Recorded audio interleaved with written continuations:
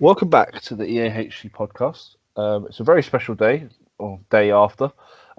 We are reviewing the new Quest of the Ringbearer Middle-earth strategy battle game sourcebook.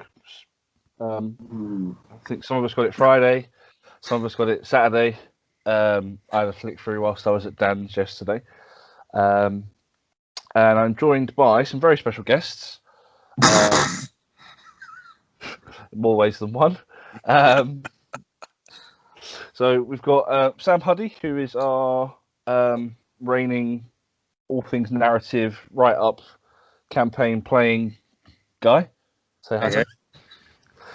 CJ, Fountain of Knowledge as always. He's here to actually give you knowledge, not like me. I just talk and ramble and make it sound somewhat like I know what I'm talking about, but really I have no idea. And Dan Ray. Dan is joining us for his knowledge of the books and all things to do with those sort of areas in the scenarios where it's a little bit different.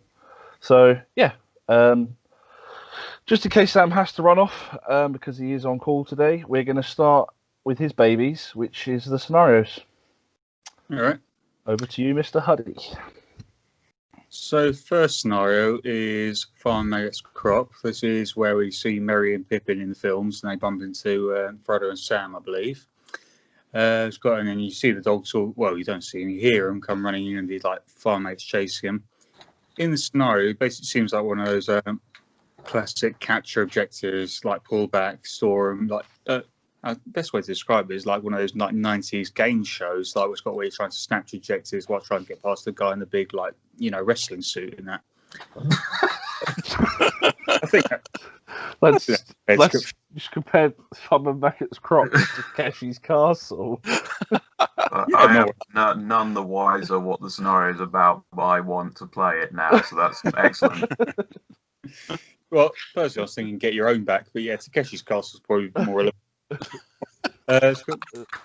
In this scenario, no one can kill each other because it's all good characters. There's just an evil force of Frodo, Sam, Merry, and Pippin. Dogs can respawn consistently, so it's not a matter of having to use them necessarily tactically. You're just trying to slow people down and get rid of them over time, and that's anything anyone wants to shove into that? Farmer Maggot's now in everybody's fantasy fellowship because they've worked out, we can have 3 little dogs and they're war gear, so you don't need to roll for them to revive in between scenarios. So actually, that's going to be quite handy, I think. I like to imagine that it's entirely because they saw the write-up of Farm Maggot's farm where he killed 4 ruffians. Yes. Definitely hacked them to pieces. The participants, Farm Maggot was dogs, Frodo, Sam, Merry, Pippin. Pretty straightforward. Nice and easy. The second scenario, shortcuts make long delays. I was asking James about this last night because I noticed that it's Frodo, Sam, Pippin, and Gildor, so Merry isn't around. He seems to be suggesting that Merry's run off to go prepare a house at Crick Hollow for them, and maybe the order should be the other way around, but he's uncertain on that part. This one is Dan, tell us. What? This is why Dan's here. Well, subbing in for James. Essentially, so there's you have a journey through the old forest, and the hobbits, from memory, they run into Gildor, who gives them a bit of wisdom and protection as they feel there's a sort of lingering threat that they're not actually quite sure what it is. So I suppose, we obviously know it's the Nazgul, and there are 3 ringwraiths for the scenario, but it's quite nice because in the films they make a sort of slight nod to this, where in the extended, where Frodo and Sam see the elves leaving and they're all quite sad about it. But no, it should be. It's a scenario that I wasn't expecting to see. So again, I think it's a nice bonus scenario based on the books rather than the films. It's one of the very few scenarios I know of that's got Gildor in it, for example. Essentially, basically, you're just trying to get Frodo off the far end, sort of reconnoiter. It's one of the many scenarios that's going to be in this book where it says evil player wins if Frodo's slain. But you do get a little bit of a head start on them, so yeah. I think it's another one that's also like there's quite a few of these in the early game, in the early campaign, sorry, where you've got centuries rules for the Nazgul, and that's okay. Well, I think there were a nod back to the previous versions of these, of a lot of these scenarios where they've been released over the years in some form or other. So I think this scenario came out with perhaps the original release of Gildor. It could done, but I wasn't collecting White Dwarf and that, so I'm afraid I wouldn't know myself. I think it may have been in the original Fellowship Journey book, this scenario. Okay. Yeah, I never got that, unfortunately. On the shelf, hang on.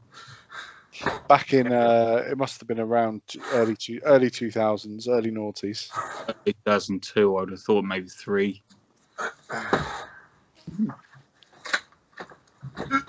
Any yours, CJ? I got the Journey book from 2005, I want to say. Let's have a look. There's quite it starts with a load of rangers fighting wraiths. Then you got shortcuts make long delays as scenario 3. And that does not include Gildor, and then it moves straight to Buckleberry Ferry. Right. So oh wait, there is Gildor in here. Sorry, it's not in the picture. So yeah, this Lost in the Woods. The Nazgul are sentries, and you've got to get Frodo off the board. There you go. There is precedent for it. Okay. Third scenario is one that we'll recognise from the films. It's Very iconic scenario, yeah.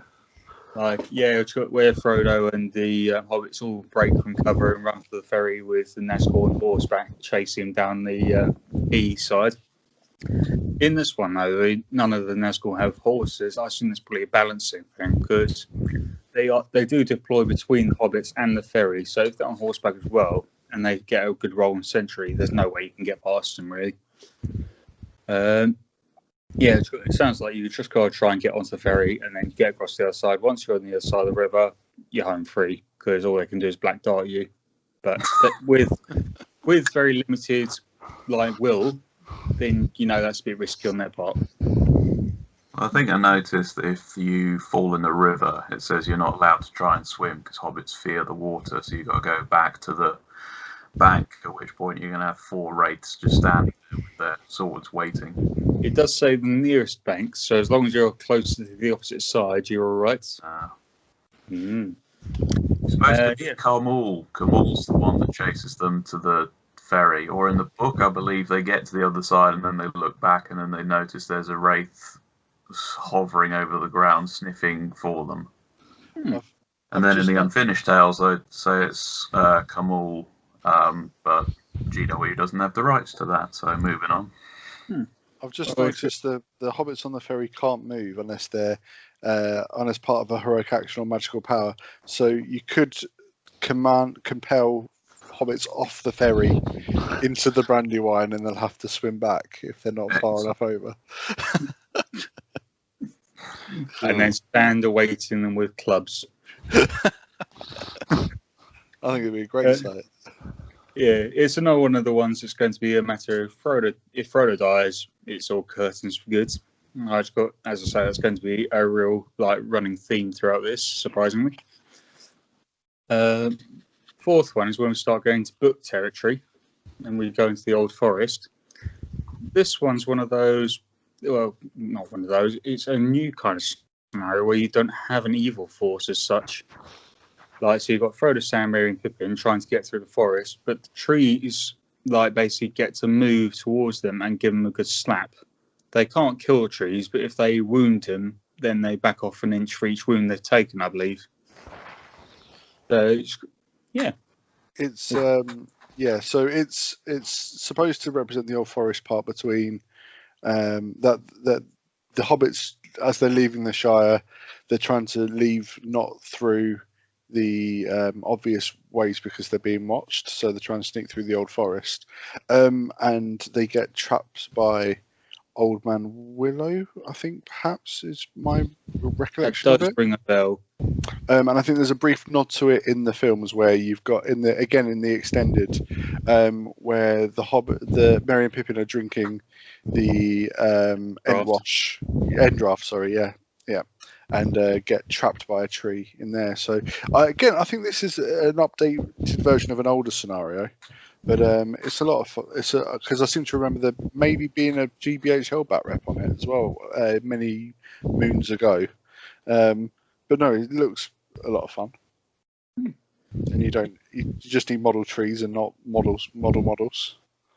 So as I say, there's like I think there's another scenario later on where there's like no evil force and there's only goods and that. But yeah, like sounds like an interesting one, doesn't it? absolutely. Fifth one. This is one where I kind of groaned internally a bit just because of like two of the characters in it. Is Fog of the Barrow Downs.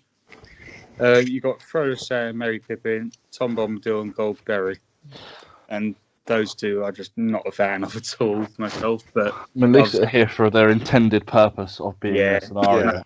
At least they're in their scenario as opposed to being dotted around here, there, and everywhere. And they're up against 4 Barrow Wights. The scenario itself does actually sound like a lot of fun. It's just those two characters I'm not a fan of.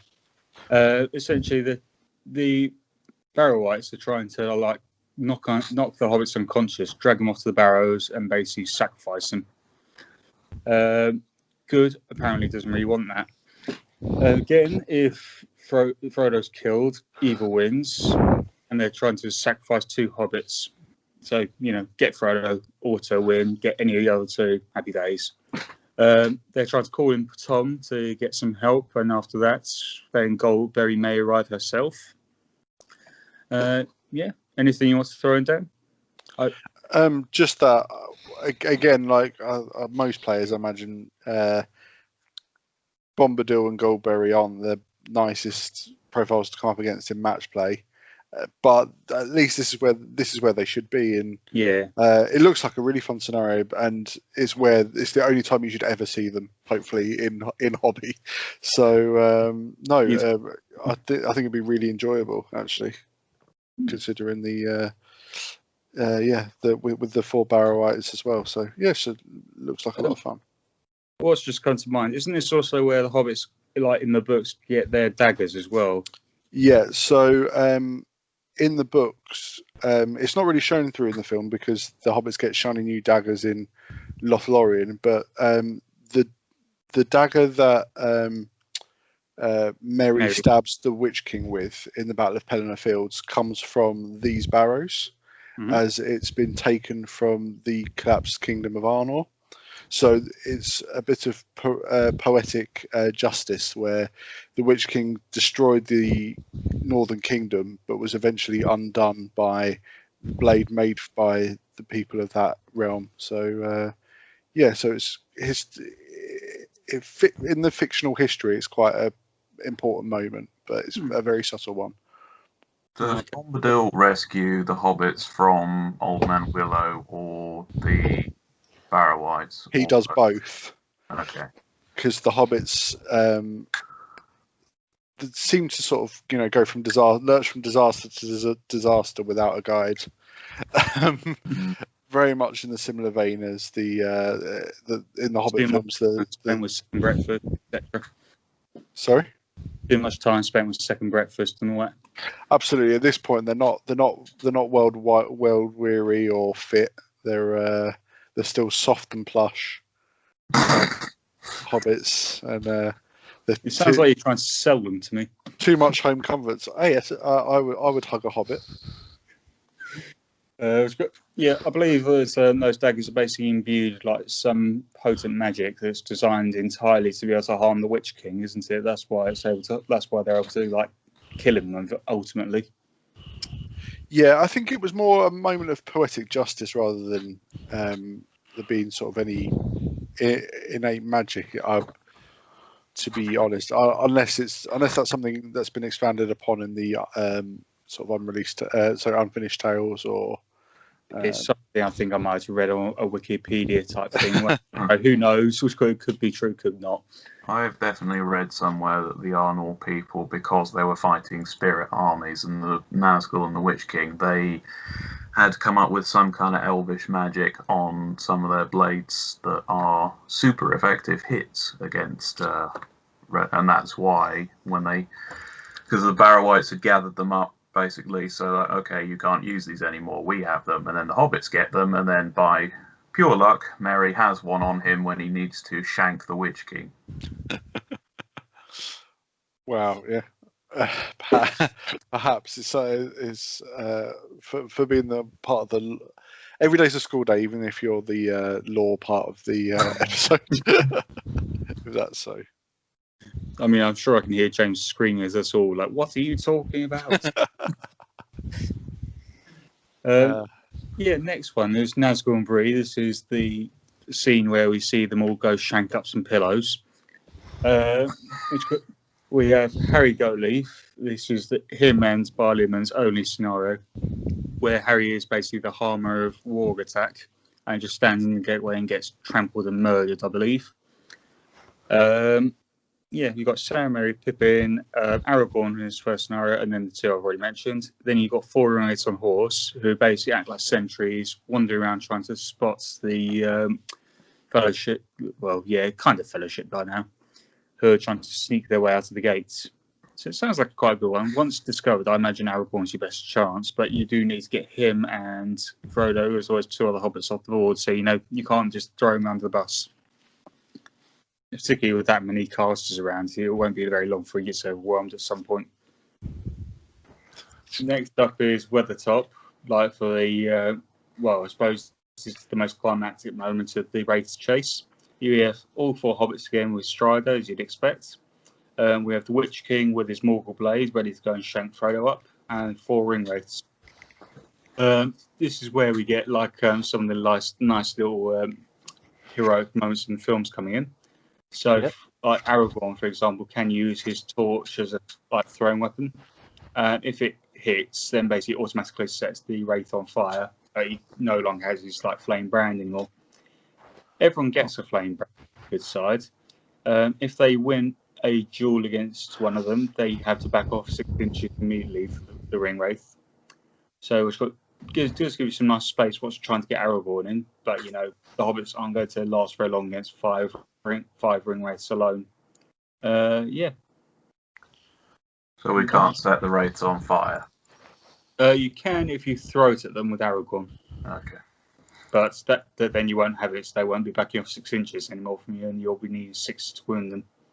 So it's sort of hit and miss. It'd be quite a nice little moment if one of them's getting a bit too close to Frodo. He's got no fate left, and he's got a nice thin wall blade in his hand. Just chuck it to him and tell him to fuck off.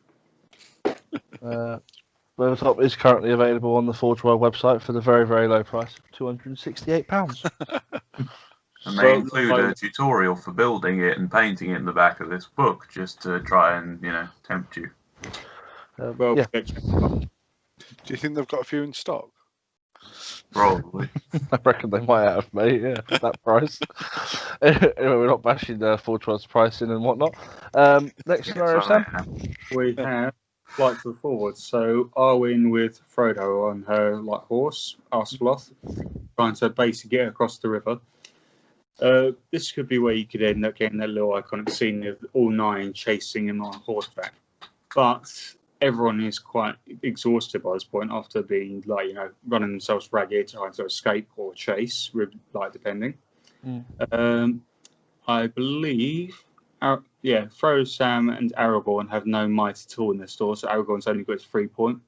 Frodo's got no fate. The Ringwraiths only start with 3 will points each, and the Witch King has 5.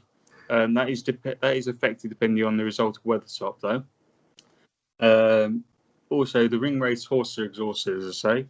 So you roll d6 plus 4 inches per turn. But if you roll a 6 for movement, the horse will collapse from exhaustion after it's moved, and the rider takes a thrown rider test. So you basically have to cast some magic to try and slow down Arwen. Otherwise, I'm pretty sure she's going to get away fairly promptly. Once she's across the river, she can cast the Wrath of Bruin, which basically causes a massive wave, wipes out anything on the ford immediately as a casualty, and makes it impassable. So once she's across there, she's home free. I think all 9 Ringwraiths needs to be slain. Evil needs to kill Frodo. If anyone can completes their objective in the same turn, it's a draw. So nice and straightforward. I quite like Imagine the. Arwen getting over the river and then rolling for 3 minuses for the Wrath of Brunin. Damn it. Well, right. I really enjoy the designer's note, so make it more like the books, where you have Glorfindel there instead of Arwen, but he's not mounted, so Frodo's on Asphaleth by himself. So I think that's trying to play the game on hard, or the scenario on hard mode a little bit, because whilst you'd think having Glorfindel there would be a massive bonus, not having Frodo riding Asphaleth away and not having Wrath of Brunin maybe. We've got the mental image of Frodo like galloping off on Asphaleth, and then like all 9 Ringbearers surround him whilst the other guys try to catch up. Like, no, ah, crap. I'm looking forward to the someone converting, so it's just Frodo on Asphaleth. Well, I reckon it'll probably be that Spanish guy's. What's it, Ramon? That's his name, isn't it? Yeah. I reckon he's the one. Like, he does ridiculously good conversions. Okay. Next scenario. Now we have the fully formed fellowship. And this sounds like one I imagine CJ will be like, just elevated for. Like, you basically have like a 4x6, like, odds with 2 extra on the far end. And you're trying to get the fellowship across Caradhras whilst Saruman's trying to bring down the mountain upon them. 5 cards. If you turn over the cards that the fellowship are on, and they are that number, I believe, then we've got like they take a wound. You just have to try and wipe out 5 of them, I think, doing that way. You can also like bury certain cards that you've played. And yeah, bury certain cards that you've played, and if there's no models on, then like they can't use that anymore. So you start like forcing bottlenecks and that. Anything to throw in? Nope. No? Okay. Wargs and Night, I imagine, is probably a book scenario because this isn't anything from this film. Basically, sounds like survival mode. Like you have like Wild Warg Chief, 18 Wild Wargs. The Wargs keep coming back besides the Wild Warg Chief. And they're just trying to slowly whittle down the fellowship who are trying to survive for, I believe it was it 11 turns or was yeah, 11 turn onward. If the priority is drawn, game immediately ends. So yeah. So Dan, was there something you were going to say? I was just going to say, yeah, it's definitely a book scenario. I didn't realise it was from turn 11 onwards if priority is drawn, the game ends, because that the Never-Ending Pack may wear down the Fellowship if we get to 20 or 30 turns, which it could possibly do if priority is never drawn. So yeah, it's definitely an older scenario that's been updated again. But I've played this before and it's great. I think the Fearless Wargs, however, is perhaps might be a new addition to the scenario. Yeah, I imagine that's just stop Gandalf casting terror and becoming untouchable. I believe so, yeah. So, but and I don't know how that would affect Boromir's horn. I don't think it's superseded, but it's looking at scenario 10, the Hounds of Sauron from the old book. 1 Warg Chieftain, 18 Wild Wargs. Yep, drawn from turn 11 onwards, and the Wargs are all fearless. So yeah, so it's just exactly the same. Yeah. Okay. Yeah. So yeah, no Horn of Gondor, no Terrifying Aura. So a tough one for the Fellowship. I'm pretty sure I've seen Boromir go up against Fearless once before. I think it's just because it's not a courage test for the actual courage. I think it's just simply see if he auto wins his fight, then it still plays as normal in that respect. I've still had it where if I've got a shaman with goblins, then it's Boromir's horn is useless. Oh, okay. Maybe I need to back up on that then. Yeah, I imagine that will be a real clincher scenario for because I'm thinking I might run this campaign so that you have an actual might will fate wounds store, and you only gain a certain amount. This will be a killer of a scenario, I think. Although you do have build opponent, he can give you stuff back, can't he? He can. I think the main worry is it's the first sort of fighty scenario post Rivendell, so you really don't want to, if you're playing this through as a campaign, you don't want to suffer early wounds in the warg scenario, considering what you've got to get through the whole of Moria afterwards. Yeah, and that's not going to be well, particularly like when you get into things like the Balrog and so it's got Barden's Tomb, you're going to be really clamping down on your might. Yeah, absolutely. Speaking of which, next scenario, so Moria is basically the showdown with the Watcher. It's a straightforward one. Evil's got to try and kill 5 or more of the Fellowship. Frodo dies, Evil automatically wins. Good has to try and get them through the gates of Moria, like 5 or more of them. You can't kill the Watcher, but if you wound it, it backs off D3 inches away each time. Which is pretty annoying with a 4-inch movement, although it's 8 in water and it gets monstrous charge in water. So, well, water, the board is also going to be water, so and Frodo does start right beside it, I believe. Yeah, anywhere touching the pool, you start. Good. Yeah, so although you could just send the other 3 hobbits straight through the gate, and then you got 3 off from the get-go, then you are lessening numbers. Like, should you really need to throw loads into combat? I'm not really a competitive person, so I will know the best approach. But imagine, like, maybe magic. Is it resistance magic? Yep. Well, there you go. That's already one idea shot down. But resistance magic is 1 dice, so it's it can be a nuisance, but it's definitely not reliable. But as I say, in campaign, you're trying to save your stores. You're not going to want to blow like 5 will points trying to immobilise it, are you? Well, yeah, if you're doing it as part of the campaign, you need to be frugal. Yeah. She's a free one. Just quickly, I absolutely love the model of the Watcher because it's a model you never see. Because I don't see, as CJ, as the resident Moria player, is it viable in game? It can be extremely useful because it does a huge amount of damage, which no other model really compares with in that list. We'll come on to Moria when we discuss the Legendary Legion, but as a short version, what you want to do in Moria is try and break up battle lines to get your traps in, but the Dweller and the Cave Troll have both got some glaring issues with them. Watcher doesn't really play like a monster in that sense. What you do is you put a screen of goblins, and then you just have him pop up behind them, and like, I'm going to have you and you and you. Use the tentacles and just pull whatever you want back.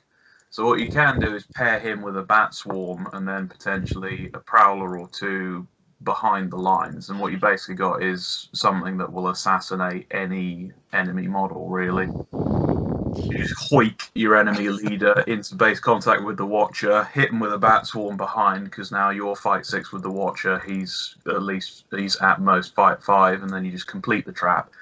And then the Watcher then rends with 6 strength 6 attacks, you just splat. But it is, it pops up and then it's a 4-inch move. So if you have a decent amount of mobility, you have to be very careful where you deploy it, basically, because it has this rule about displacing people when it emerges, like the old Battle for Middle-earth games. But you don't really want to allow it to do that because it's got no strike and 1 might, and it's defense 6. So all your opponent needs is 1 good turn where they run into it with something that can strike. If they trap it, it's going down in 1 hit, which is bad for your 200-point investment. Yeah, I played against it like last year, I believe. It's Theodred, and he had a lot of Royal Guard. They surrounded it, and naturally my strike was up by 6. I lost the roll off, and Theodred died because he's me. I would like to see more of it, though. So if anyone out there does want to, when the world comes back to normal, bring a giant octopus to a tournament, please do. At the risk of, setting myself up for a loss here, it would be nice to see one. Next one we have is the iconic Barden's Tomb scenario. So we've got, as always, it's a matter of last 10 turns. Got to try and kill 5 members of the Fellowship, including Frodo. So yeah, it's got Control arrives on turn 4.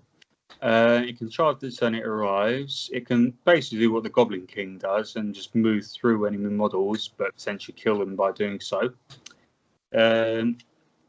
Yeah, basically it's just a matter of like trying to survive for the Fellowship. They don't have to achieve anything; just have to not die.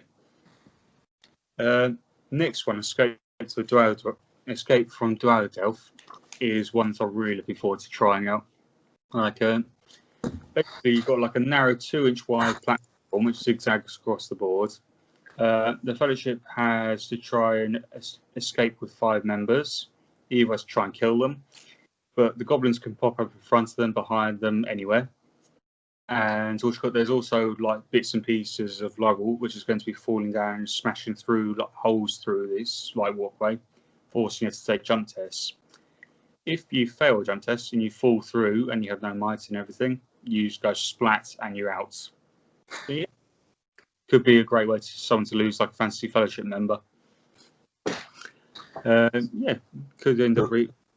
Yeah, this was a favourite one of mine from the old source book, Escape from the Dwaladelf. I built the terrain, I built the rocky wall, I built the staircase and the stuff it all sits on. The issue you would get because of the relentless numbers is... oh, that's not in this. Oh, sorry, which one are you talking about? Escape from Dwaladelf. It's not in this version anymore. Like, it used to be, apparently, but it's not there this time. You don't get infinite goblins, because basically what used to happen was your Fellowship would get about 2/3 the way down the stairs, and then there'd just be a log jam of goblins, and you just couldn't kill them quickly enough. Yeah, they've stopped that now, although Gandalf, I think, can still blast things off the walkway, which is a great tactic for getting rid of the cave troll in one go. You just blast it off the round point and they just die. Similarly, what occurred to me is like I think you need to play a little bit gentlemanly from the cave troll perspective. Stop picking up like hobbits and that and just hurling them off the side. Yeah, because brutal power attacks are a thing now. So if you lose against a monster on these walkways, bye-bye. Oh, hang on. So I've got a phone call. Oh no, Sam has been summoned. Right, well. Someone else carry on. Yeah, do you want me to, or Josh, or? We on the Bridge of Khazad-dûm now? Mm-hmm. Okay, so participants are Frodo, Sam, Merry, Pippin, Gandalf with the Fellowship. And then you have Balrog, 2 captains, 24 goblins, 888 with the respective weapon choices. And again, the good side has to get across the bridge. The evil side has to stop them. It's a running theme. Cool. Does it say what are the special rules? What does the Balrog do? At the end of each evil player's move phase, the evil player rolls a d6. If the score is equal to or less than the current turn number, then the Balrog arrives. It moves onto the board from the centre of the west. I mean, it could never arrive, I guess. Hey, Sam. Bad news. I've been called in, so I've got to go, I'm afraid. All right. Thanks for joining us. Shall I just quickly go through my Fellowship with you? Sure. Just to do it quickly, basically, like my dice rolling is absolute dog shit. So I figured my entire Fellowship is going to die. So I think the least damage I can do by doing that is by taking people who are doomed to die. So my Ringbearer is Smeagol, who falls into Mount. My companion is Lothos Sackbill Baggins, who gets murdered by Wormtongue. The 2 friends in place of Merry and Pippin are Aldor and Grima, leaving the wizard as Saruman the White. The champion in place of Aragorn is Theodred with a shield. The 2 allies in place of Gimli and Legolas are Haldir with a bow and Dane Ironfoot. And then the sacrificial Boromir character is the only character who actually survives, which is Aragorn, which should really leave like everything in a complete tailspin for like the 3rd act. I thought it'd be quite an interesting one to try. Does Dane die? Yeah, he dies which outside of Erebor, doesn't he? Yeah. In King Brown's body. Oh, so would you change it to Old Dane if there was an Old Dane profile? If they do one, yeah. Yeah. Mm-hmm. Anyway, I'm afraid I'm going to shoot off, okay? Right, have a good day at work, Matt. Yeah, I was kind of hoping I wouldn't, but, too late. Right. See you later. Have a good one. Take care. Bye.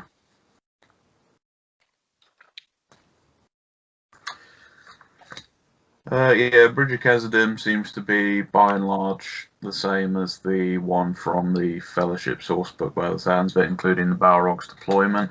I'd actually tried playing this with a friend using the Hobbit era rules once, and we actually found that having heroic march off Aragorn basically meant you could meet all the way over the bridge before anything got anywhere near you. So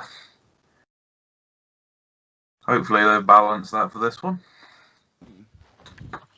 But then you've got to have Gandalf do Sorcerer's Blast on the bridge as well, and it's impossible to do that without having somebody stop the goblins get to him. So basically Gandalf's got to knock the bridge down and have somebody protecting him in front. Like, who am I going to sacrifice to fall down the chasm? Fair enough. Fine. Could you not do it with channeled Terrifying Aura? On Gandalf? Well, the Balrog gives Fearless to goblins, doesn't he? Oh, he does, yeah. So that's yeah. That's that question. Answered. Right. Moving on to Lothlorien. Participants are the Fellowship minus Gandalf. You gain Haldir, 6 elf warriors with elf bow, and then you've got 2 goblin captains, a wild chieftain, and 24 goblins with the 3 weapon choices, and 18 wild wargs, which is quite a lot. Mm-hmm. The objectives: the game lasts until one player has completed their objectives. The good player wins if 4 or more members of the Fellowship, including Frodo, escape the board via the eastern board edge. The evil player wins if 4 or more members of the Fellowship are slain. Additionally, if Frodo is slain, the evil player automatically wins. So again, Frodo's very important. Special rules. Did they remove Gandalf from the... That was one of the typos in the Lothlorien scenario from the source book. In the participants, it's got Gandalf the Grey in the Fellowship. Yeah, there's no Gandalf. Good. So they've done that right. Hidden in the trees. Start the game. The good player places 6 25mm markers numbered 1 to 6 in the eastern half of the board. These markers may not be placed within 6 of each other. As soon as any model moves within 12 of the eastern board edge, the good player rolls a d6 and deploys the elves within 6 of the corresponding marker.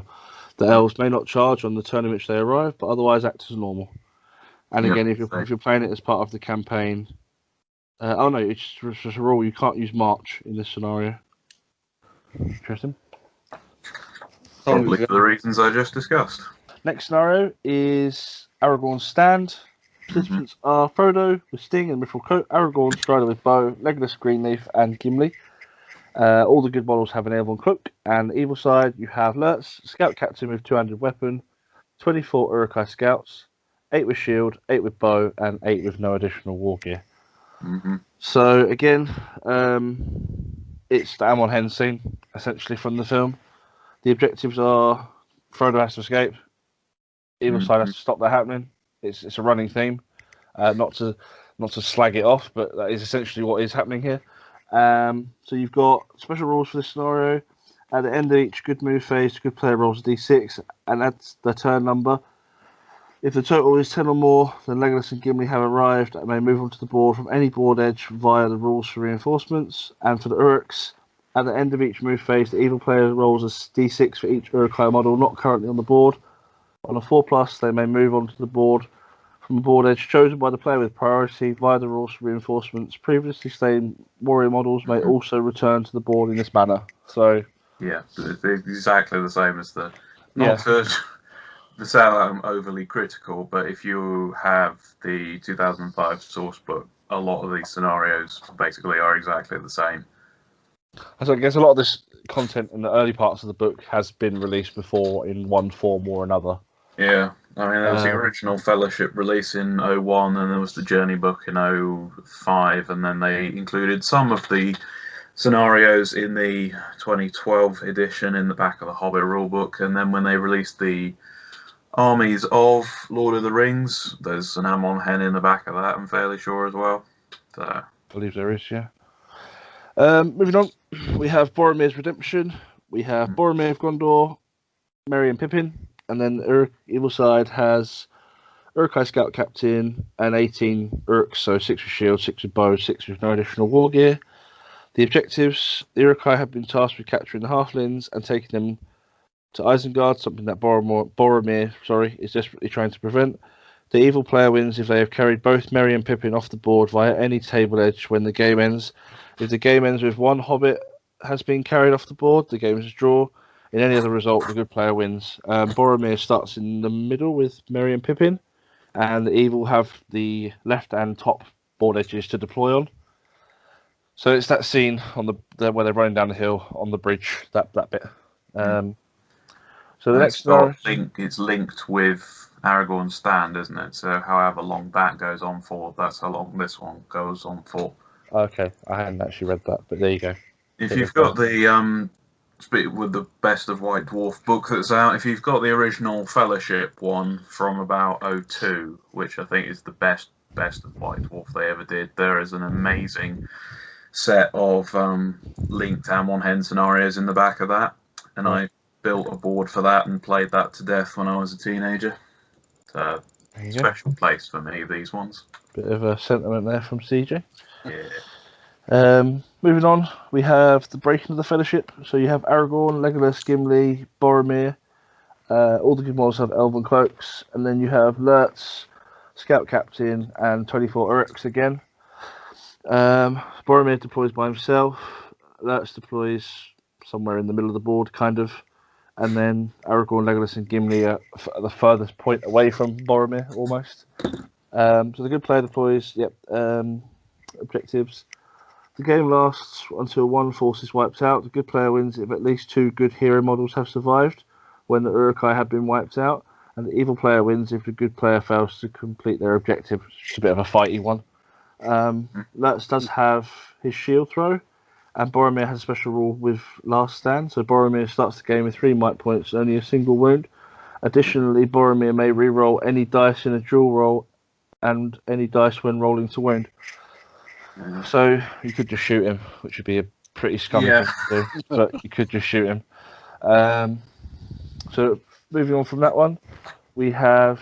sorry if this is now a bit more rushed. Sam was the scenario guy. Now I'm literally just reading through them for the first time, so I do apologise for the dip in quality there.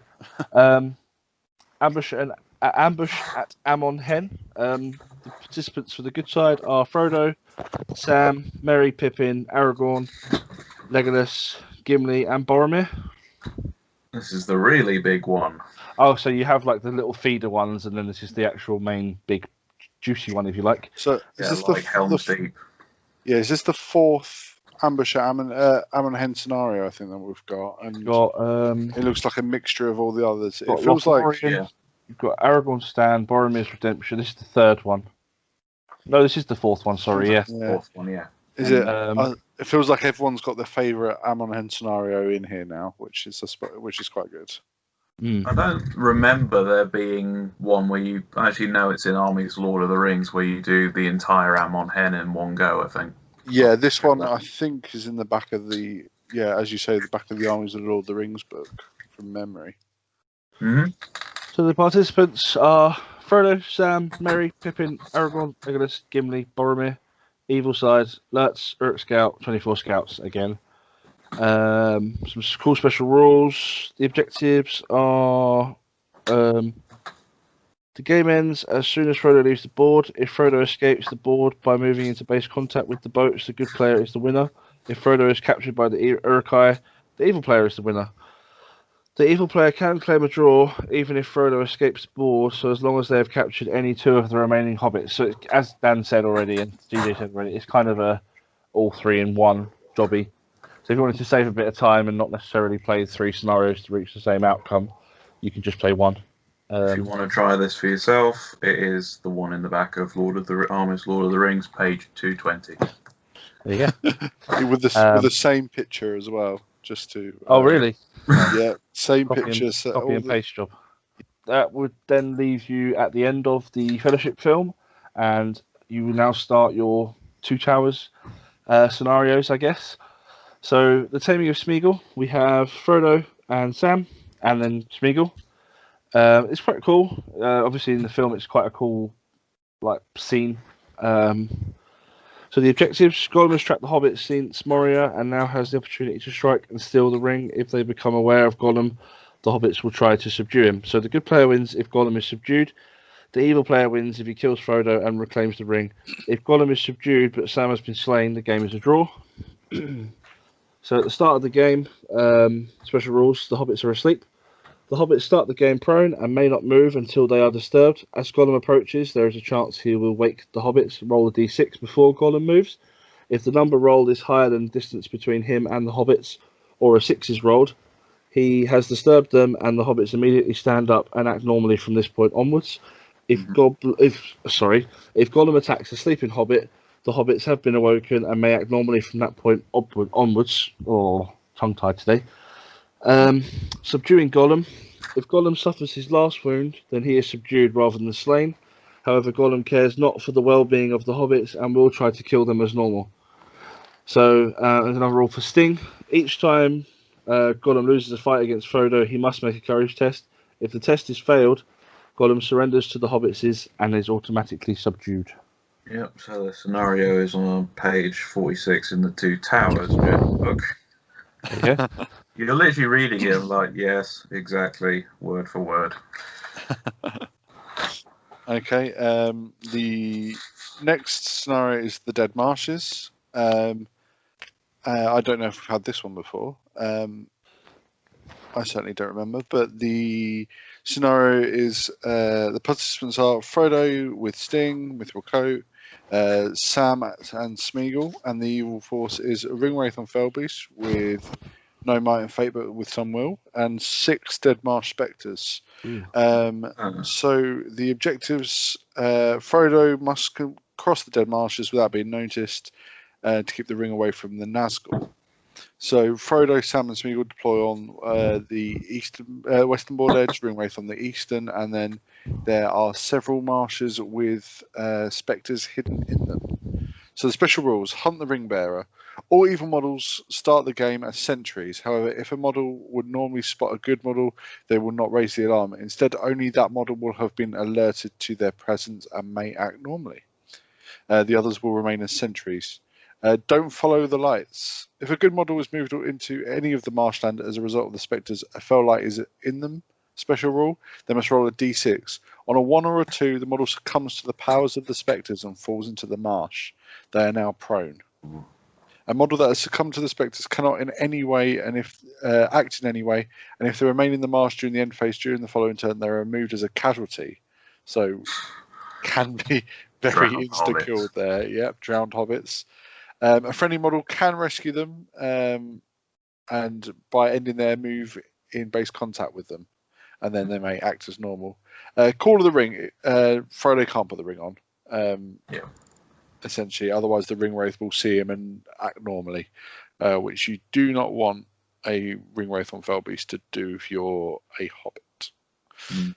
In fact, this is completely new. The one and the old one has 3 spectres and 6 mortal stalkers, and no rules about drowning in marshes. So this one's quite new. I'll look forward to trying that one. Oh, nice. Unlike the next one, which is also in the back of the Armies of the Lord of the Rings book, Ambush at Athelion. Josh. I mean, this has been reprinted so many times now. It was in Armies of the Lord of the Rings, it was in Gondor at War, it was in, and now we've got it again. I'm not going to read through it. I think it's very covered. But yeah, obviously it's a very iconic part of the films. It's a fun scenario to play. They added the 2 new Ranger heroes. That's the difference, isn't it? Yeah. There you go. Edition. So we're now on to Osgiliath. There's a lot of participants in this one. Mm-hmm. I'm going to definitely get this wrong. Faramir, Madril, Damrod, Amborn, Malblung, Frodo, Sam, Smeagol, 13 warriors of Minas Tirith, 12 rangers of Gondor. They've got different warrior options between them. And for the orcs, or the evil side, sorry, you have 3 orc captains, 1 ringwraith from Fellbeast with 2 might, 10 will, 2 fate, and 37 orc warriors. Again, 12, 12, 6, 6, and 1 with a banner. So it's pretty good participants. It's a bit confusing for the starting positions. Obviously, just look at the scenario yourselves if you're following along with the book. If you haven't got the book yet, buy it. What you do? Yeah. The objectives are: Frodo must escape Osgiliath, or the ring may well be captured. The orcs The orcs do not know of the presence of the Ringbearer and are most concerned capturing the city. The game lasts until Frodo is no longer on the board. The good player wins if Frodo can escape the board via the eastern board edge, and the evil player wins if they control more of the ruin buildings than the good side at the end of the game. If both players have achieved their objectives, the game is a draw. However, if Frodo is slain, the evil side automatically wins. Again, it's been noted in previous scenarios. That's kind of a thing. Special rules: capturing the buildings. A building is considered to be controlled by a player if they have more models wholly within the building than their opponent. Control of a building can change multiple times over the course of a battle. And the Nazgul. The Ringwraith will automatically arrive at the end of the evil player's third move phase from the western board edge via the rules for reinforcements. Once per game during the priority phase, the Nazgul can let out a terrifying shriek, which will reduce all good models' courage value by 3 until the end of that turn. Additionally, with Frodo beginning to fall more under the influence of the ring, he cannot risk putting it on, and if Frodo puts on the ring, he is removed as a casualty. Which makes sense. Can you compel Frodo to put on the ring? I will check that, Steve. I think so. I mean, if you're playing this as a campaign, I wouldn't, because it's a bit douchey. But if you can, then you could also win that way, I guess. The reinforcements: each time a warrior model is removed as a casualty, roll a d6. On a 1 to 3, that model takes no further part in the game. On a 4+, that model may re-enter the board at the end of its side's next move phase via the rules for reinforcements. Good models enter from the southern board edge. Evil models may enter from the northern, eastern, or western board edges. And then finally, poor Smeagol. Smeagol is under control of the good player. However, good models may not benefit from any heroic action that Smeagol declares, because he's bound and gagged, I believe. So to jump in, Compel can force an unengaged victim to drop an object, but not war gear, or to put on the one ring. So there you go. That's so a legit strategy. You can, if you're the evil player, you can just win by doing that. So. Yeah. I just want to say this. I've played the older version of this scenario. One which had Morgul Stalkers in, if memory serves. Yes. Which seemed to have been removed in this edition. I'm not sure quite why, but it is a fantastic scenario. But I believe in the other version, the reinforcements didn't affect good models, right. So good warriors didn't come back on. So I'm really looking forward to playing this. As Josh knows, I'm currently building an Osgiliath board, so very hoping to try this one out because I think it just looks superb. Trying to sort of creep the Frodo, Sam, and Smeagol over the board whilst what is essentially a battle raging on. So I think it gives a very good feel for Osgiliath, and I'm very much looking forward to it. Do you remember the old Return of the King video game? The first level on the Hobbit path is you trying to sneak Sam and Frodo. Yeah. That was good fun. That was good fun. I think this will actually bring out that feeling quite well, actually. So, very much looking forward to playing this with its tweaks for the new version. Moving on to Smeagol's Treachery. Is you one done? Yeah. So this is a mini game, again with a pack of playing cards, and you need to separate the hearts out from the rest of the deck and shuffle them. And essentially, it's a sort of card-playing mini game where both Sam and Colin are trying to convince Frodo to believe them and be rid of each other. So they both start at either end, with Frodo's starting position in the middle, and so the the way it moves is they're both essentially the card game is them trying to influence Frodo. So I imagine the closer he is to one side or the other, Frodo becomes more inclined to believe them. So as I say, it's a mini game, and once you get the book, it'll be fun to play and read. But it's It sounds quite like the one me and Sam did a while ago, which is where you've got Gandalf and Saruman trying to pull Theoden back and forth. I think it's exactly the same, just with different participants, mate. Oh, okay. So I could be wrong. I've not played either, but it looks very similar. Have you not played any of the card games? They do look interesting, but yeah. I've done quite a lot of them because obviously I'm far away from most of the EAHC, so I play them with Sam on Tabletop Simulator because it's an easy way for us to do scenarios. And they're really hard. Some of them. There's a lot of mental chess. So you're like, oh, he's got these cards left, and that means he could go there, and these effects. So you're trying to keep track. I think whereas when you play an SVG, you're so used to the rules, it's second nature. But you sit down to these card games, and it's almost like a level playing field because neither of you knows what you're doing. They're very fun, to be honest. That's good. The next one is Shelob's Lair. I'll take this. Which is very iconic from the films, as we all know. Essentially, the Frodo deploys in the centre of the board. Sam on the western board edge. The evil player deploys at Shelob at the centre of the southern board edge.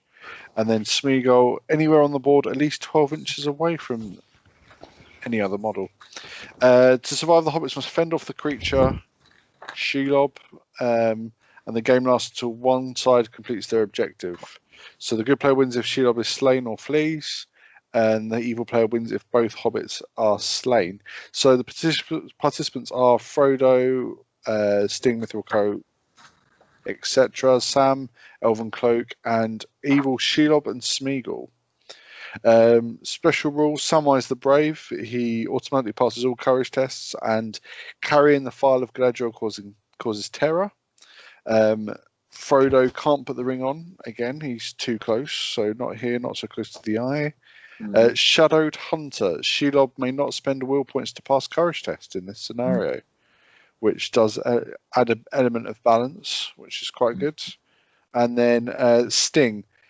Strikes from Sting will automatically wound Shelob. If Frodo is slain, place a 25mm marker from where he fell. If Sam moves into base contact with this marker, he may pick up and wield Sting from after that point. And if you wish to try the scenario, it's page 12 of the Return of the King journey book. Gonna keep doing this. Yeah. Was that with Sting in that? Yeah. With the rule? Oh, really? Okay. You're literally reading it verbatim. Oh. Moving on. Moving on to the next one. To Cirith Ungol. For good side, in quotation marks, I believe, or whatever the term is Shagrat, captain of Cirith Ungol, and 15 Mordor Uruk-hai. And the evil player has Gorbag, Orc captain, with 24 Orc warriors, 8 with shield, 8 with spear, 4 with bow, 4 with two-handed weapon. And extra models, you have Samwise Gamgee with Elven Cloak and Sting. So, I think this has been played on the GBHL channel before. I could be wrong. I'm pretty sure it has, though. The objective... So you start off... It's a bit confusing, actually. The Orcs and Uruk-hai descend into rioting over the Mithril Coat, both wanting to claim that shiny shirt. The game lasts until either Sam is slain or he reaches Frodo at the top of the tower. Whichever side is in possession of the Mithril Coat at the end of the game is the winner. If no one possesses the Mithril Coat, the game is a draw. So the Mithril Coat is a light object. Models carrying the Mithril Coat cannot wear it, and so do not gain any bonus from it. Sam may never carry the Mithril Coat. Controlling Sam. Sam is controlled by whichever side has priority, as if it was a model in their force. He must abide by the following rules. Sam must always move his full move allowance if he is not charging, and must always try to move closer to reaching Frodo. Sam may move through models belonging to the player that controls him, though he cannot finish his move in their control zone. Other models can never benefit from heroic actions declared by Sam. And then another rule, that's for my old gaffer. Sam carries Sting in this scenario and also increases attack characteristics to 2. Sam may spend a single point of might each turn without depleting his own store, even if he has no might remaining. Additionally, Sam causes terror in this scenario. And then another special rule called Doorways. Any model that starts his move in base contact with a doorway or the inner wall of a trapdoor on the base of the tower may spend their entire move allowance to move through them. If moving from a trapdoor, place the model in base contact with the nearest door. If moving from a door, place the model in base contact with the nearest trapdoor. I'm confused myself now. If Sam begins his move in base contact with the door on the main tower, he may move through it to reach Frodo. It will take Sam until the end of the following turn to climb the tower, at which point he will reach Frodo and the game will end. I think this is an old scenario again, though. No, actually, it's influenced by scenario 12 in the Journey book, but it's much better expanded. So Sam's got extra rules. You're trying to get to the top of the tower to rescue. And in the original one, you've literally just got the 2 hobbits trying to get out of the board while the 2 factions war over each other. This one sounds much truer to the film, and actually I quite look forward to playing that one. Oh, well, there you go. I think this is... Sorry, I was going to agree and say I think this is the first time that we've seen extra models. So I believe Sam and Frodo were always lumped in with one side or the other in previous versions of this scenario. So it's interesting that Sam has rules which make him move around anyway. He continues his journey regardless of which side is you're playing for. So yeah, it looks really enjoyable. I presume they must have balanced, because obviously Shagrat is much more dangerous in the current edition than in the old one. So I think this is Captain, isn't it? So it's not War Leader. There's only one Shagrat profile now. Oh really? Oh okay. Can't have decrepit Shagrat anymore. It does give you it does have the model with him holding the shiny shirt in the picture though. So if you do have that model, which I do, it does give you a reason to use it. So that's very interesting. Because it looks like they're referencing the old Shagrat. Oh no, I don't know. He doesn't have the knockdown, I presume. Doesn't have his shield, no. Doesn't have a shield, yeah. So he'd just be fight 5/3 attacks. So and Gorbag can also be fight 5/3 attacks if he charges the right way. Anyway, moving on. Next one is the Plateau of Gorgoroth. So this is the board representing the plains of Gorgoroth, and with Frodo and Sam in orc dress. The objectives are Frodo and Sam must bypass the orcs without being found out. If the hobbits are discovered, the orcs will surely kill them. You would think so. The game lasts for 10 turns. The good player wins if Frodo can escape the board via the eastern board edge. The evil player wins if Frodo is slain, funnily enough. Participants, Frodo in orc armor, Sam in orc armor, evil orc captain, taskmaster, and 24 orcs with various weapons and war gear. Special rules, orc armor. Frodo and Sam both count as wearing armor, and so their defense characteristics will be increased by 1. Additionally, until they are discovered, Frodo and Sam may move through enemy models as if they weren't there, so long as they do not finish their move in base contact with an enemy model. Again, Frodo can't put on the ring. On the march, the orcs are unaware of the hobbits nearby and will keep marching to war if they are not discovered. Until the hobbits are discovered, the orcs must move at least 2 inches towards the northern board edge each turn and may not charge.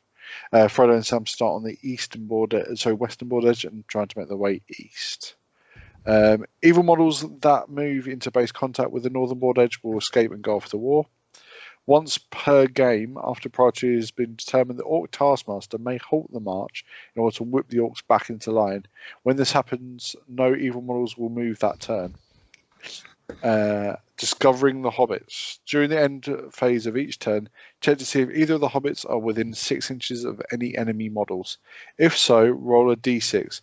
On a 6, the hobbits have been discovered and are at the mercy of the orcs.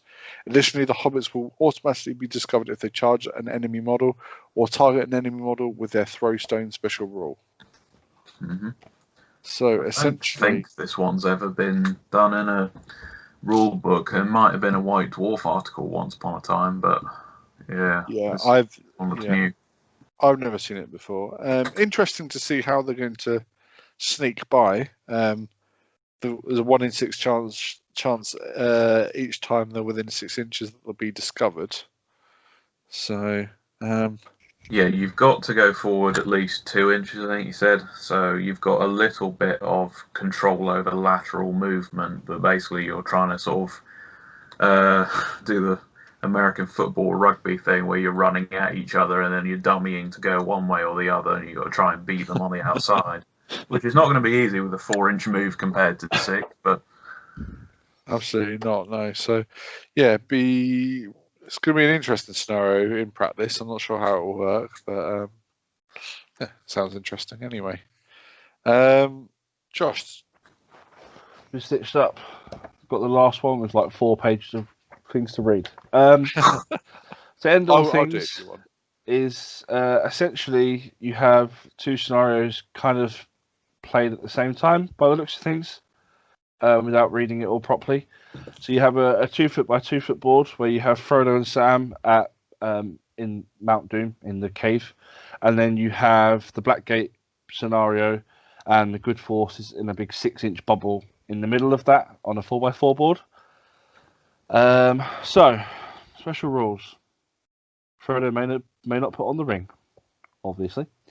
Power of the ring. At the start of each turn, before a priority is rolled, the evil player may use one of the following powers to try and slow down Frodo and corrupt him.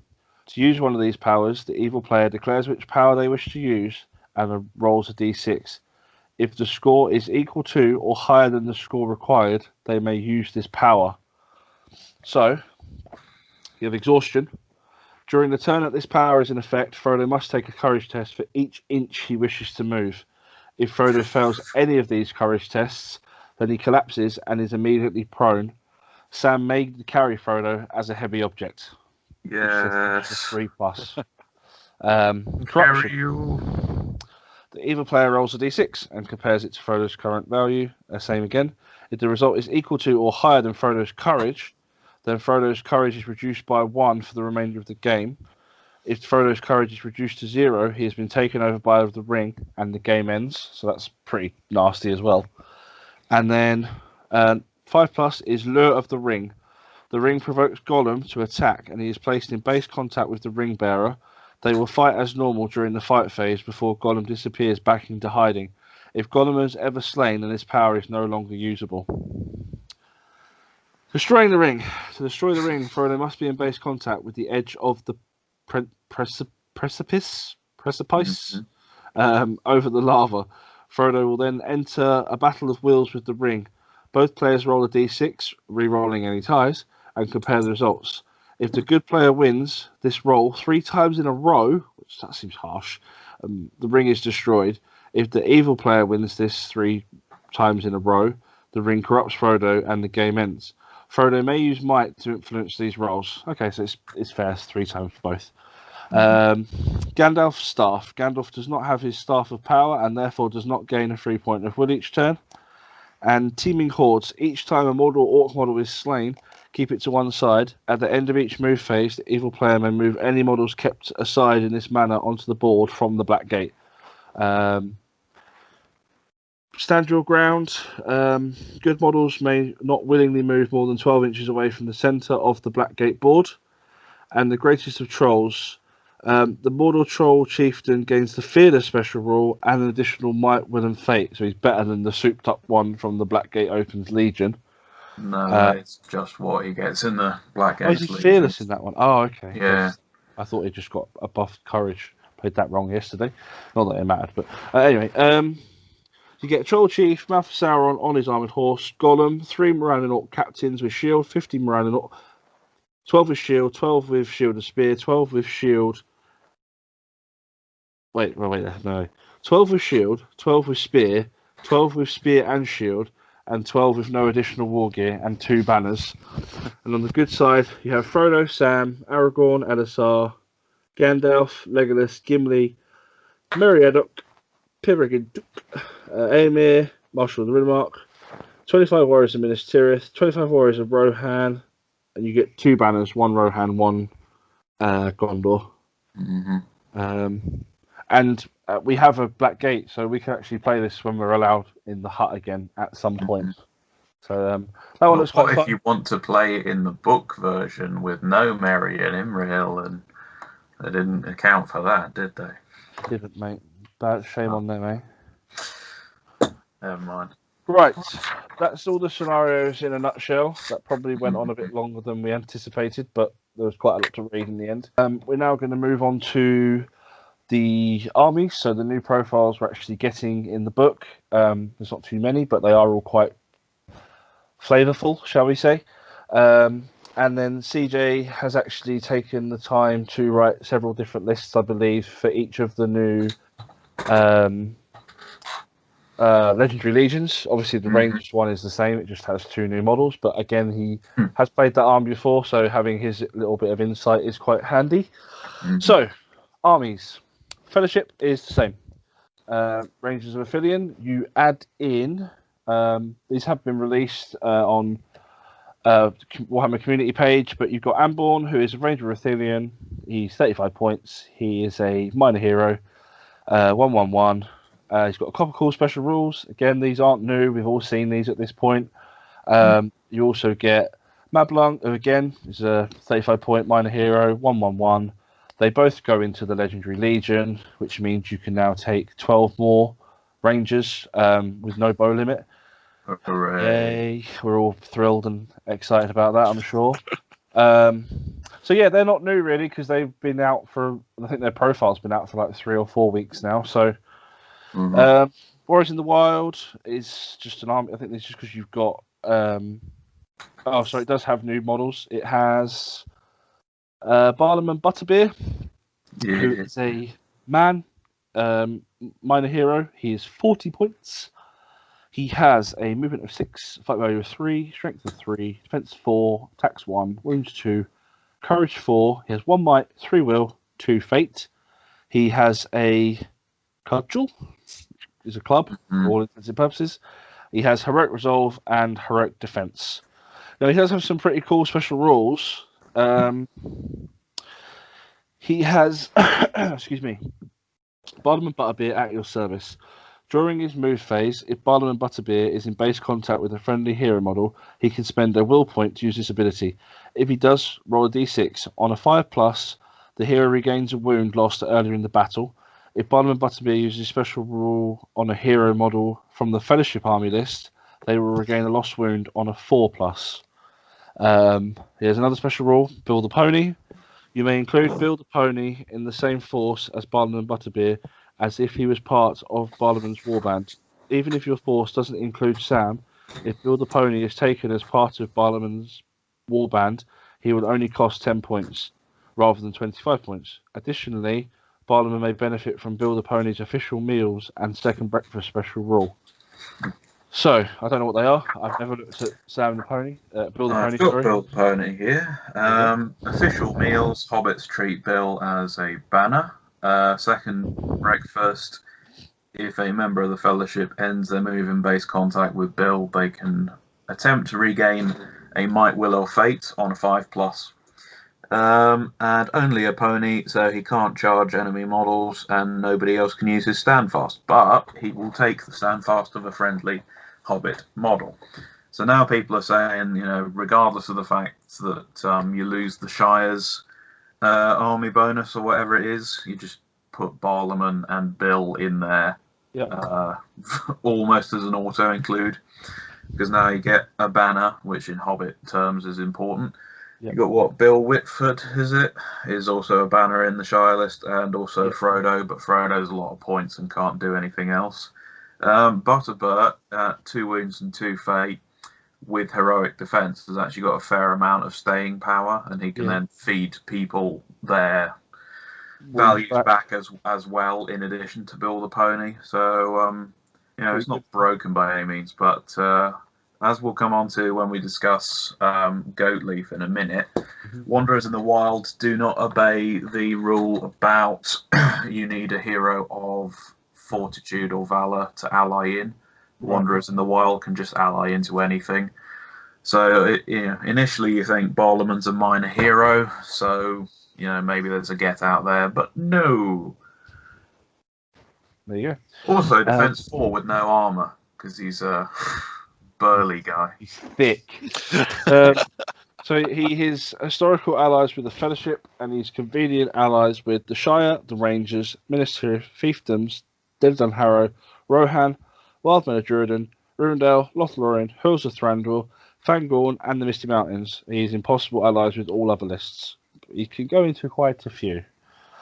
I'm not sure what his point would be in any list that isn't the Shire, but yeah. I can sort of see why they might take him in a Misty Mountains list, or I don't know. I don't think it's in Radagast Alliance, but if you want to give wounds back to Eagles at 40 points, he could sneak into a list there. True. Yeah, because especially when you're trying to build to a sort of even numbered. Well, anyway, you get Gwyhill for 150, and then it's Eagle, so you're in multiples of 50. So potentially you could just chuck in. But if he's only historical allies with Eagles, then that means that you're losing the strength bonus on the charge, and I don't think he's worth that trade-off, to be honest. No, but it's just I guess an option. I imagine for Mr. Thought, yeah. But he can go in with Fellowship, and the Fellowship caps at around 750 points. So if you then want to do more stuff, you can have him and Bill, and Well, him and Bill are 50 points if they both get added, so that's actually really good. And the other new profile is Harry Goatleaf, who is a man, ruffian infantry hero. He's a minor hero, so he has a dagger and a lantern. The lantern has a impassive rule where the area within a 12-inch radius of Harry Goatleaf is illuminated as if it were daylight. Models within this area can be seen clearly unless another special rule would prevent them from doing so. So basically, it does not lift all of darkness. That is what was discussed, I think, yesterday on the GBHO quite a lot. It obviously does specifically say, if you read it, unless another special rule would prevent them from doing so. So, there you go. It's very clear. Naughty. Special rules. Gatekeeper. During the priority phase, after the priority has been rolled, Harry Goatleaf may spend a single point of will to use this special rule. If he does so, select one enemy infantry model within 6 and line of sight of Harry Goatleaf and roll a d6. On a 3+, the chosen model cannot move that turn, though they can still do anything else that they would normally be able to do. Harry must use might to influence... Harry may use might to influence this roll. Monster models are unaffected. And just to quickly go over his profile, because I didn't, it's move 6, fight 3, strength 3, defense 3, attacks 1, wounds 2, courage 3, 1 might, 3 will, 1 fate. So he's a little bit more squishy. Same points as Barlaman. I think he's going to get dropped into stuff. Sorry, I'll let you read the ally thing. Allies. Harry Goatleaf can be taken as either a good or an evil model. If taken as a good model, he is historic allies with the Fellowship, convenient allies with the Rangers, Ministry, Fiefdoms, Devdon Harrow, Rohan, Wildman of Durden, Rivendell, Lothlorien, Fangorn, and the Misty Mountains, and he's impossible allies with all other army lists. If taken as an evil model, Harry Goatleaf counts as a hero of fortitude, and he may be taken as part of the Sharkies Rogues army list, and may also be included as part of the Chiefs Ruffians Legendary Legion. There we go. I think he's going to be much needed for the Ruffians, to be honest. But yeah, the issue is he going to start appearing in a load of good lists? Because that ability to freeze infantry is incredibly useful. And it's a big salt rub for Grimbold, because it can only be used on infantry models. But you think what else counts as infantry, and that includes things like Crebine, Bats,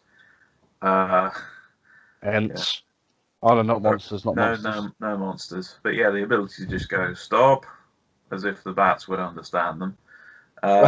Yeah, true. Yeah, that could be seriously annoying, and I think people will work out a way to make that competitive. Potentially. We'll see. We'll go back to the Rangers special rules. So you got Anborn has basically Narza. It's Damrod's profile plus 10 points, and then he gets a free might every turn for hitting or wounding with a bow. So basically Narza's rule. It's a tiny bit unimaginative. I was really hoping that because he's one of the two that jails the hobbits, you could have him be able to use the handcuffs rule, so you get a cheeky bit of paralyze into a Rangers list to make them a bit more scary, or you could have him have the mercenary ambush, which isn't original, but it's very thematic to Rangers. But okay, so I don't know if he'll be taken probably over Damrod. That's another issue for the Rangers list in a minute.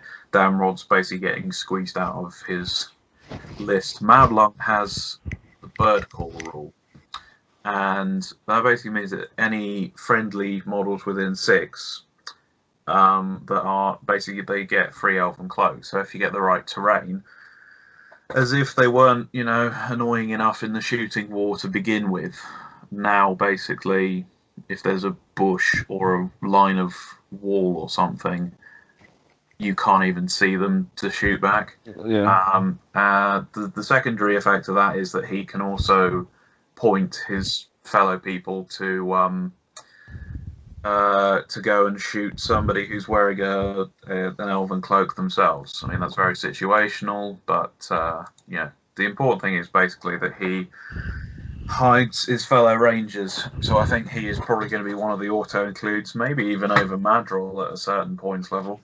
I think if depending on points, you'd probably go. You probably go We'd have to go Faramir, then him, then Madril, depending on points. Yeah, it depends also if you want to put in Frodo and Sam and whatever. Come to that in a second. But we're actually through the profiles now, aren't we? We are. So we are going to move on to CJ's, which is where we got him in. This is what he's good at. So, Breaking the Fellowship.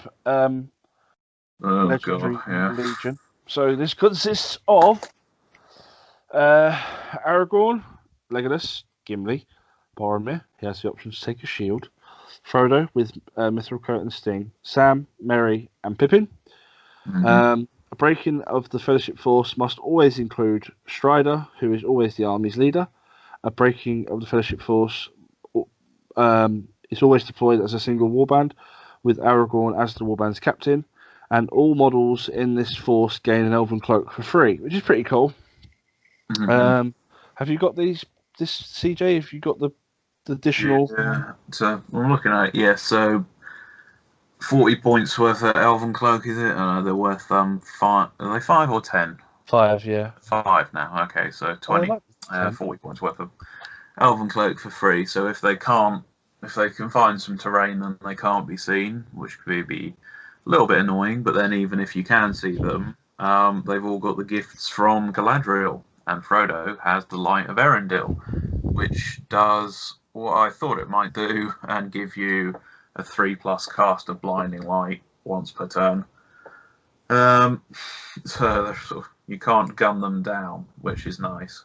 They've also inbuilt Blessing of Galadriel, so everybody's got 45 spirit, so you can't just transfix the heroes and take them apart piecemeal. So they've tried quite hard to make this all-hero army, survivable, viable.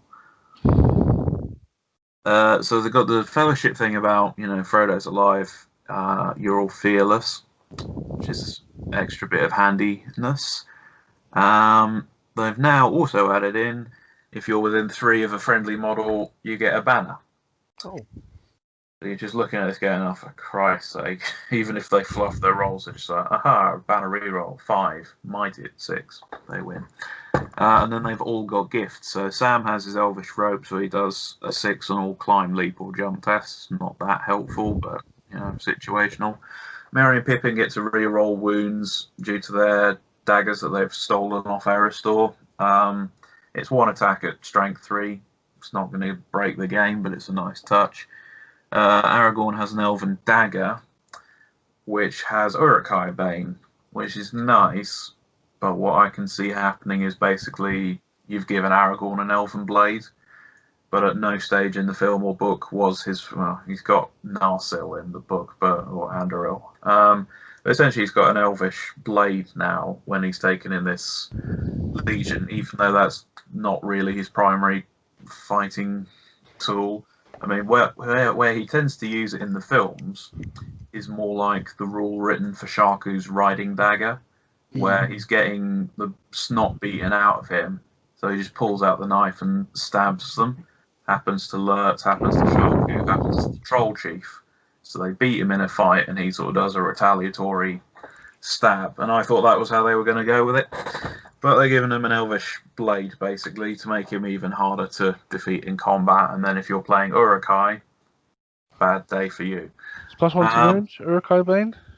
That's on his elvish dagger. Uruk-hai Bane basically means you do D3 wounds against. Oh. Yeah. Yeah, Lurtz is basically going to get one hit KO'd. Yeah. In a real fight with Aragorn. Legolas can reroll to hit with his bow, because he wasn't good enough with that already. But what it mainly allows him to do is then run and shoot with reasonable reliability. Oh yeah, I didn't even think about that. Yeah. They can go. I mean, he's got his thing with Gimli as well, so he might drop even to shoot 2. So then it'd be he can move 3. He hits on a 3, and if he misses, he re-rolls. So he's got a 1 in 9 chance of missing with a shot. And fair enough, in the film they do get that bit where he's going twang, dead, and especially in the extended version, there's almost 10 guys in a row. Gimli gets Galadriel's hair, and fair enough. I don't know how I would have written a rule for that either. But basically, 3 times in a game, he can re-roll all of his jewel dice, which is pretty strong. Yeah. You can't overlap it with the banner effect, obviously, because you can't re-roll a re-roll. But that's possibly the strongest one there for any individual. And then Boromir just gets woodland creature because he's got a gold belt. Shafted. I wouldn't know what to do with a gold belt as a rule either. But yeah, he's just got woodland creature. Okay. I mean, maybe you could have said, you know, tightens his core and gives him strength 5. I don't know, because he's then ripping through Uruk-hai and link it in with it's his last stand. He can actually take shield as part of this legion, which I didn't think they were going to let him, because there is a model for Boromir with no shield. Yeah. And it's the only point in the trilogy. I say trilogy. He's dead in one film. He leaves the shield out the back. He goes and defends Merry and Pippin with no shield, which allows Lurtz to turn him into a pincushion. So I'm a bit surprised they let him have one for the Legion, but okay. So the overall theme of this Legion is just rule saturation. A lot to remember, isn't it? You thought fighting against the Nazgul or Dol Guldur was a pain. Trying to remember what all of them do. Yeah, you're going to have this open next to you at all times. It's strange that a Gandalf-less fellowship is more magic resistant than this one. And the banner reroll, and the thing is, I still don't think this is going to be anything that will win any games consistently enough to win anything but a really friendly tournament. So all it's going to be is you're facing it, and it's just, oh, for God's sake, this is going to take ages to wear them down. But you got to remember, it's still only got 4 fighty heroes, and one of them is Legolas with 2 attacks. Yeah. And the rest are hobbits. So all the war gear, this caps out at 600. So you're going to be taking it at low points anyway, where you can use the Elven Cloaks and the Light of Erendil potentially to help you get up close with rangers. And then you just got to hope you don't fluff your roll in the fight. And then you just shred through everything. But you could, if you wanted to, drop Sam, who is 45 points. You could drop Merry and Pippin, who are 10 points each. So you could run it at sort of 550 If you want it to run at 500, you're going to have to drop one of your fighters, and you don't really want to do that. So that's the coverage of the Breaking Legion. It's there, and it will probably be reasonably fun to play. I don't know about playing against, because you're just trying to keep track of everything. So which one is next in the book, please? The one that's not fun to play or play against. Right, the Rangers, is it? Yeah. Right. Everyone's favourite. Yeah. This has been dominating low points tournaments since it got released in, what was it, Gondor at War. Yeah. So this has been a pain for nearly 2 years. And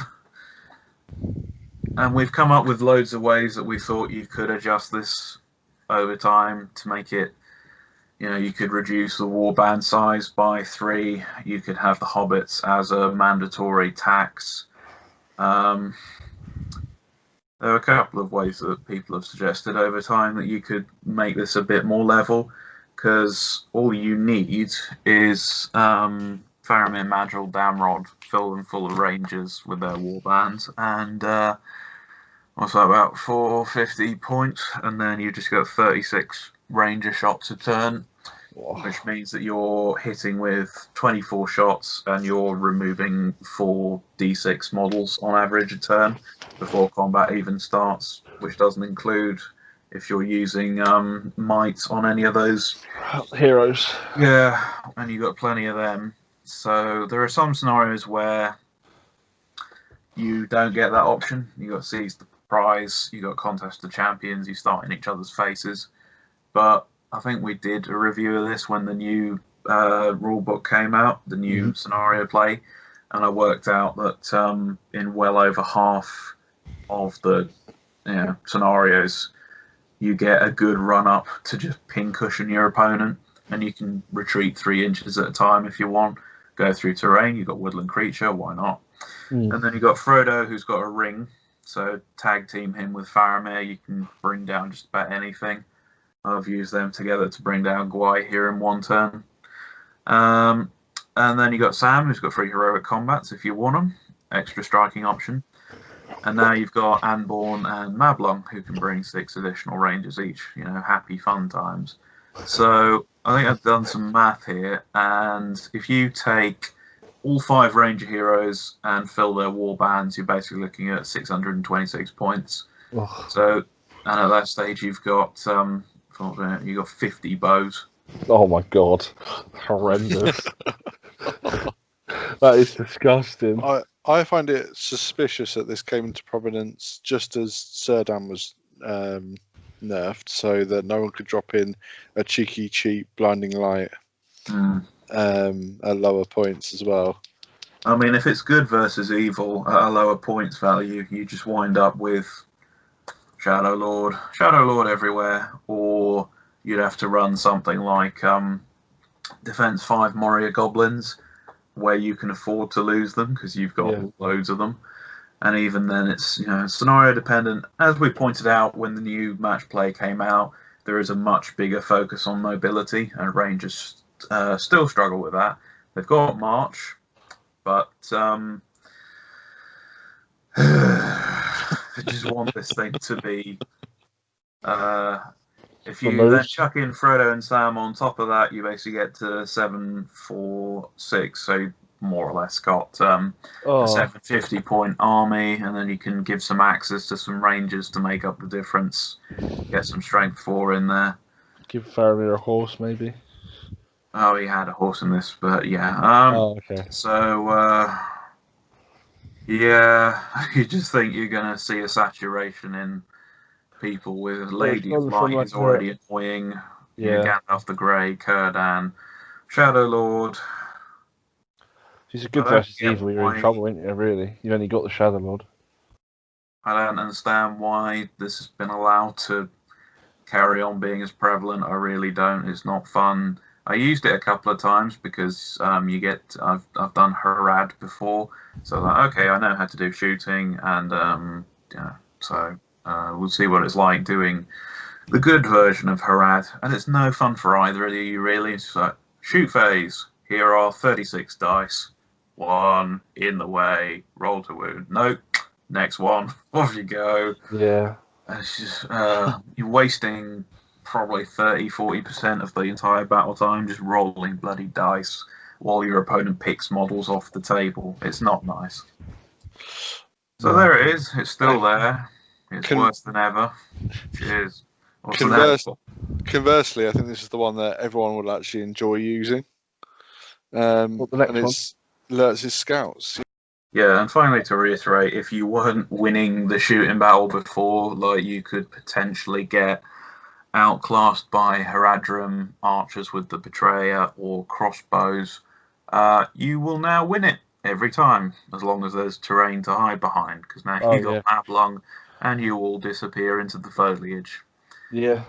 I did a joke meme in the GBHL about, Lothlorien's supposed to be the masters of the woodland ambush, and now rinsed by Robin Hood's company.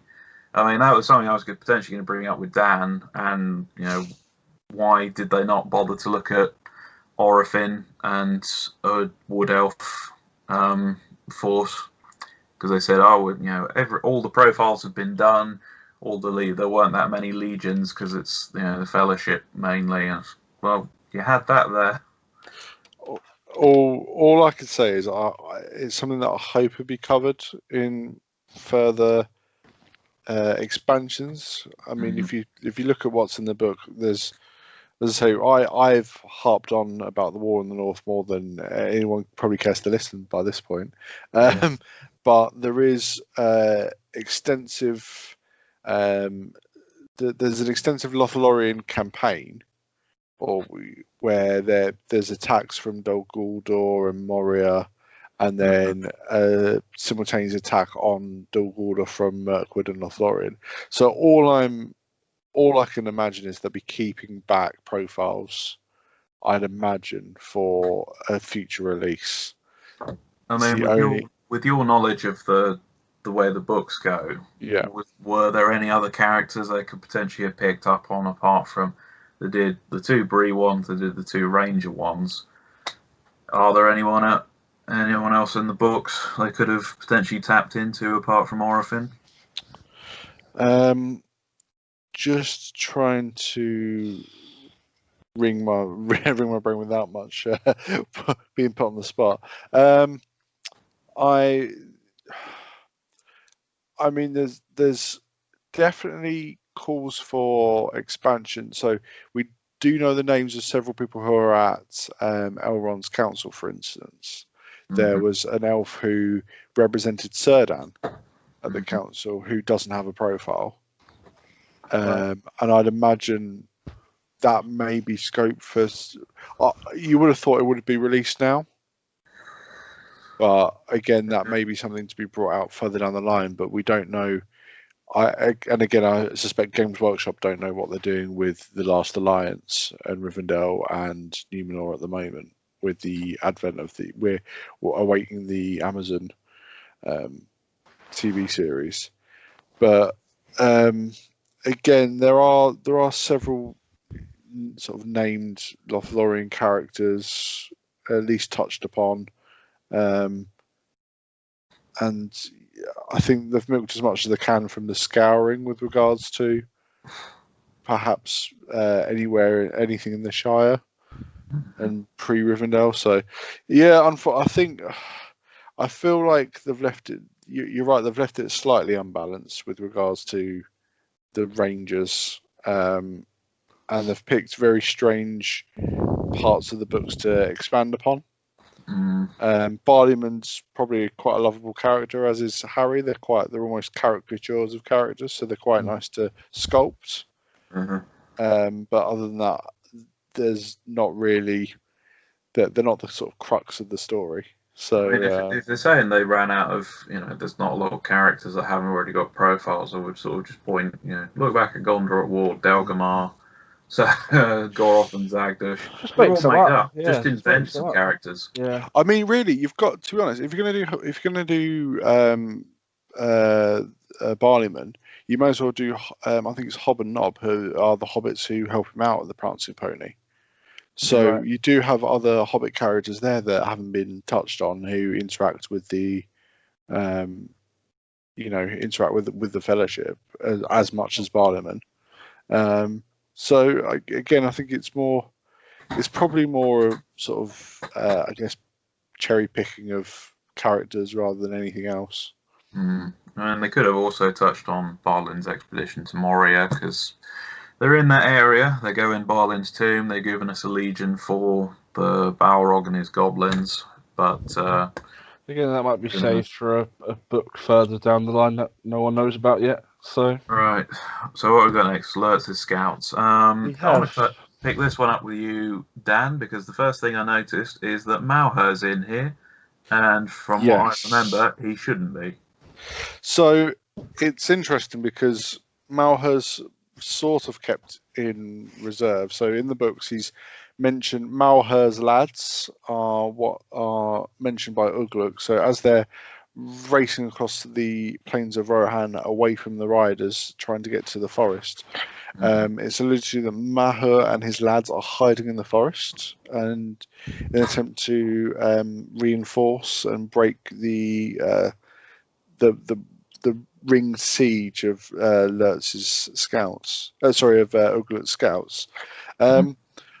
I can sort of see why he's been introduced into this, because I've always found Malher an odd character, because he's mentioned, but he's not the one who does all the running. So I've always thought it may have been better to give his rule to Ugluk with the Marauders.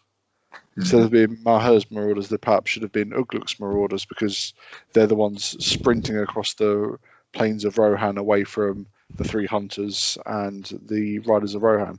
So I think he's been in there. He's been introduced purely to give that role to Lurtz's scouts, and then conversely Ugluk's legion as well. So that's the only thing I can think of to why he's there, because, as you say, following the book strictly, he perhaps shouldn't be in it. But then if you follow it from the film, they don't get reinforced except by Grishnak's orcs, so you have to assume he was there the whole time.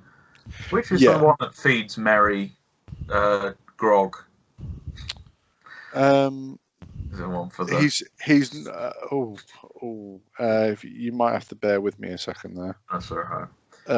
One of them sniffs out Aragorn, and the other one is a leader, and then there's another one that feeds them Uruk Drow. So potentially you could have made something out of those characters, but yeah. Yes, I think. Well, I think there was perhaps scope for again a tracking Uruk who perhaps gave a bubble where they were able to charge without line of sight. Oh, the fell sight thing, yeah. Yeah, something like that. I think would have been, beneficial to the Legion, and perhaps an opportunity missed. But then, it depends on. I'm not entirely sure if the Uruk-hai was named. Actually, no, possibly not. But possibly not. I'm just trying to. So I'm skimming through passages as we speak. Why do you do that then? The army composition is Lurtz with shield, Ugluk Malher scout captain who can take a two-handed weapon, because that's the cool pose. There's a drummer, and then there's scouts. Lurtz must be taken as always the leader. If you've got Malher, speak of the devil, then all scouts in the entire thing is upgraded to Marauders, not just his warband, and it's free, not costing anything. Additionally, you bump all the heroes up to move 8 and get the Woodland Creature special rule, which makes Malher pretty much an auto-include for this one. I think you would anyway, because he's 3 attacks as well, isn't he? I don't know, because there was something in the group the other day about would you take Ugluk or Malher, and people would say, well, Ugluk at least has strike, which is more useful than an extra attack in most cases. And I think he's also got the... Well, I mean, it is, but to give everyone an extra 2 inches of movement for free, the whole army. I think you definitely take all 3, because now, with it being a legion, you no longer have the 66 break point. So Ugla could be very useful to hold your army together. That's true. Yeah. I mean, there's a sample list here of if you do Lurtz, Ugluk, and Malher together, and then you take full warbands for each of them, then you get to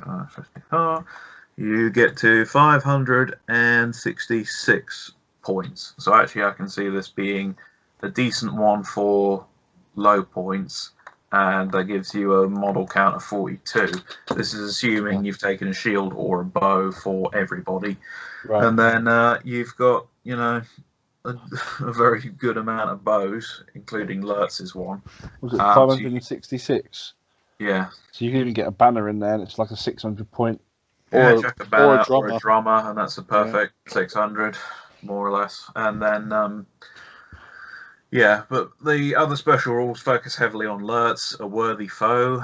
Lurtz may declare a heroic challenge against any hero, regardless of their tier. Additionally, if he does so and they decline, then Lurtz regains his might point. This is a big change to a rule that you otherwise just won't use. So at the moment, you challenge an enemy hero who is the same tier or higher to a one-on-one duel. That will continue as long as it takes until one of them is dead and the winner gets D3 might back. And if they refuse, their stand fast gets turned off for the rest of the game, regardless of anything else. And their heroic actions don't affect friendly models. I think that gets restored if you kill them, but I'm not certain. So actually, one of the better ways to do it is if you get lumped with an enemy hero and lots of their troops, and you just go, heroic challenge, and then they have to accept, and it's a one-on-one. Right. Shagrat, ironically, is one of the better users of this because he's got blood and glory. So when he kills an enemy hero, he gets might back as in addition to the D6, D3 for winning the heroic challenge. Yeah. And he's a hero of fortitude, so he can go around bullying a lot of lesser captains. This allows Lurtz to go around and bully everyone. So you just run into... There's a point where it's not worth it. If you run him into one of Bard's girls, just kill the girl. Don't bother with the challenge.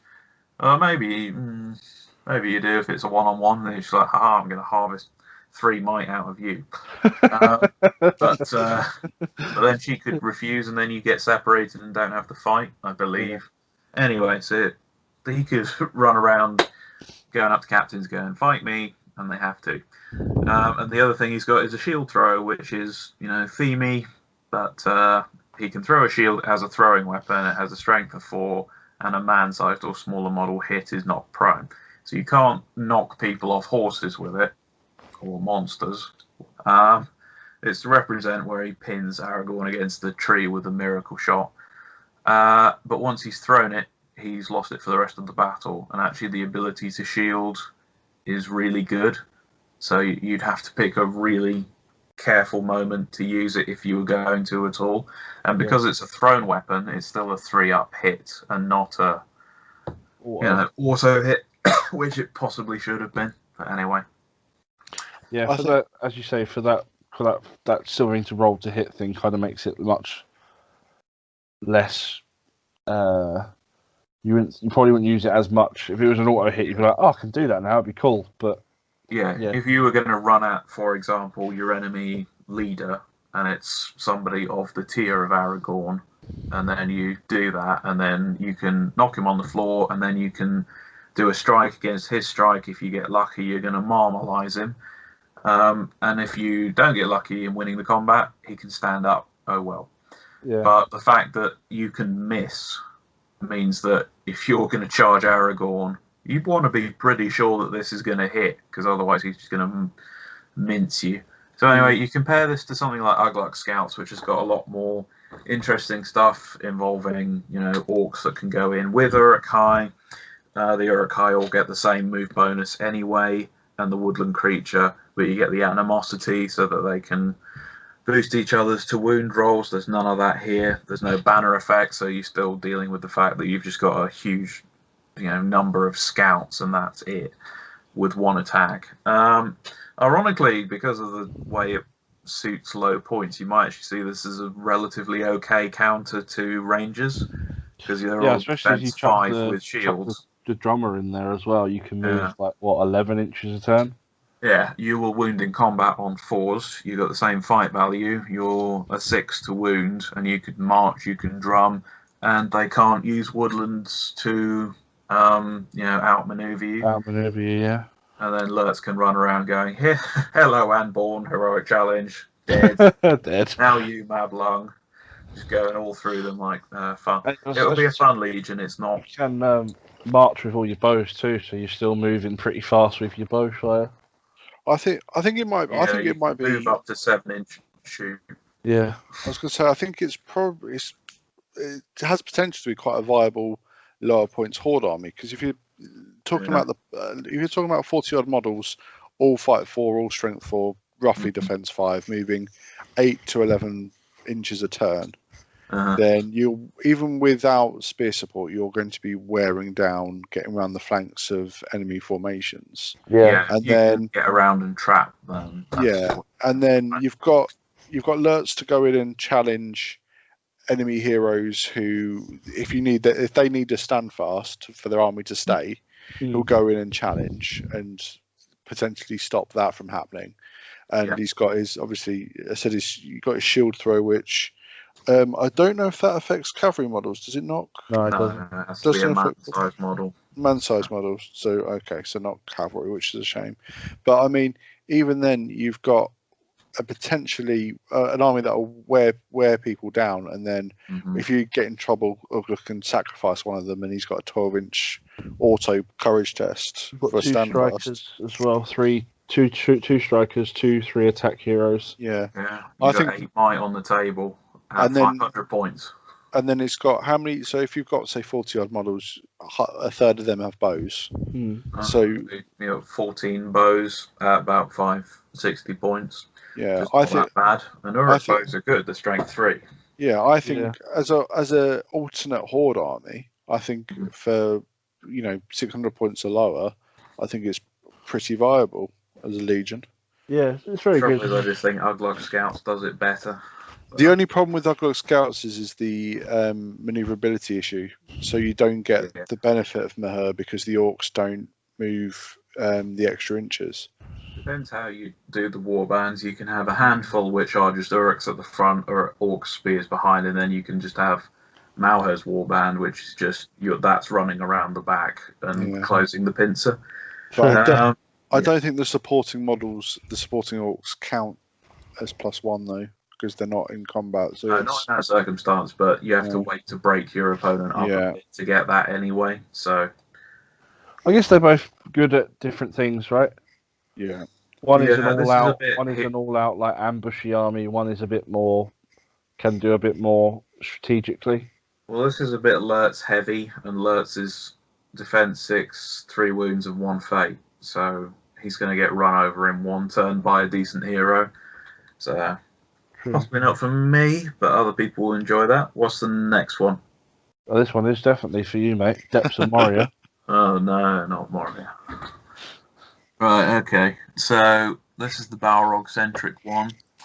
They didn't quite go in the direction I was expecting. I thought they were going to do a Balin's Tomb one with just a horde of goblins and a souped-up cave troll.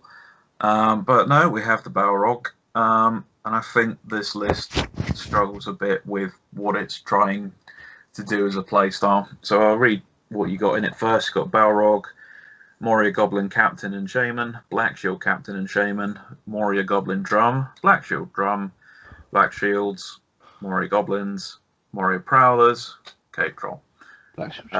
You must have the Balrog as your leader. He gets 2 rules: Shadow, which means shooting attacks only hit him on a 5, and Flame, which is he can then jump out of the shadow and select an enemy model within 3, roll a d6 on a 2 plus his set ablaze. Okay, cool. And then he can be hit with shooting normally after that. So here's, it helps a little against siege engines because that's your main worry as a Balrog player. Yeah. You're just going to get ballisted and lose half your wounds twice and die. So Shadow gives him a little bit of protection, but it turns it from a 4 up to a 5 up. It's not that helpful.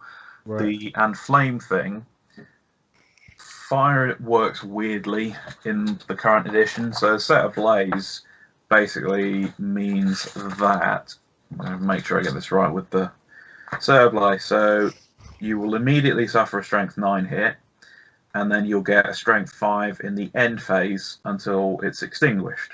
And to extinguish it, you need to either get in water or lie down and crawl. So it's not that scary in reality. You think being set ablaze is a horrible thing, but if you're, I don't know, let's say Dane Ironfoot. So you take a Strength 9 hit, 50-50, you take a wound, 3 up, the pig takes a wound. You get some nice crackling to ride on. And then from there on, it's a 5+, so the pig is getting wounded on a 5, and it might die in the next 2-3 turns. Dane is only getting wounded by the fire on a 6, so it's a bit of a... And on top of that, it's not even an auto hit, it's a 2+, so it can still miss, and then that rules for nothing, and now it can get shot. So the other thing is, because it's next to the Balrog, all goblins within 6 of the Balrog gain a bonus of +1 to their fight value. So Black Shields and Goblins go from 2 to 3, Prowlers go from 3 to 4, which is a little bit to make up for the fact that you've not got Groblog's Crown, and you've not got the fight value trapping bonus for the army bonus from a normal Moria. Yeah. It also means that this army can't be broken unless the Balrog is reduced to 5 or fewer wounds, which means you can't just kite it the entire game for those scenarios which end on a broken. I should have actually checked how many of those there are. And the final one is Drums in the Deep. And your drum goes from 18 or 12 up to battle wide, and it will give you VPs for banner in the scenarios that need it. That's pretty good. That's handy, but okay. Balrog has no might. Balrog has a number of consistency issues. At 350, it has a whip that quite often kills stuff that you actually just want to drag in heroic combat through. True. You can just run a hero with heroic defense into the Balrog and stall it for 3 turns pretty handily. And then you're starting with 350 points on the Balrog. So if you want any might after that, you're going to have to invest in captains at 40 points a pop, and you think that's cheap, but you stack them up a bit, and then suddenly you've got to get some troops involved. If you want a cave troll, that's 75 to 85 points. If you want drums, that's 75 points. So at that stage, you've got 425 to 510 points without anything else on the board at that stage. The Black Shields are just not worth their points for 8 point. The Defense 6 in an era where Defense 6 is not that helpful. So you're better off with Goblin Warriors in almost all cases. And then there's the Prowlers, who provide a bit of killing power and a bit of fight for. So what you can try is having a front row of Prowlers with throwing weapons and fight for, and then the drums work on the spears behind them, who don't get the -1 to win the fight. Yeah. The troll, the weakness with a cave troll is the courage value. So it's fight 6, strength 6, defense 6, burly with a 2-handed hammer. It's pretty hard, but courage 3 means that in the meta game, it struggles to consistently fight what it needs to. And at defense 6, there are plenty of heroes that can one-shot it in a turn of combat. And at fight 6, it's not, that particularly high. So I don't tend to bother with them, or dwellers, because they're defense 5 and 3 wounds, and they got the enormous base, which is difficult to use. But Moria really wants to break lines up in order to get traps in and get kills and get the fight value. When you got the Balrog involved, you can do that better than most, because that's one of the best monsters going. Although I usually go for the Watcher.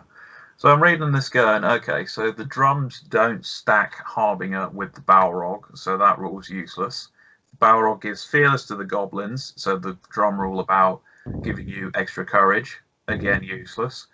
The drum basically turns into a battlefield-wide banner, which is not really very helpful when you're dealing with Fight 2, Fight 3 goblins. It would be more interesting if you had sort of Fight 4, Fight 5 even around.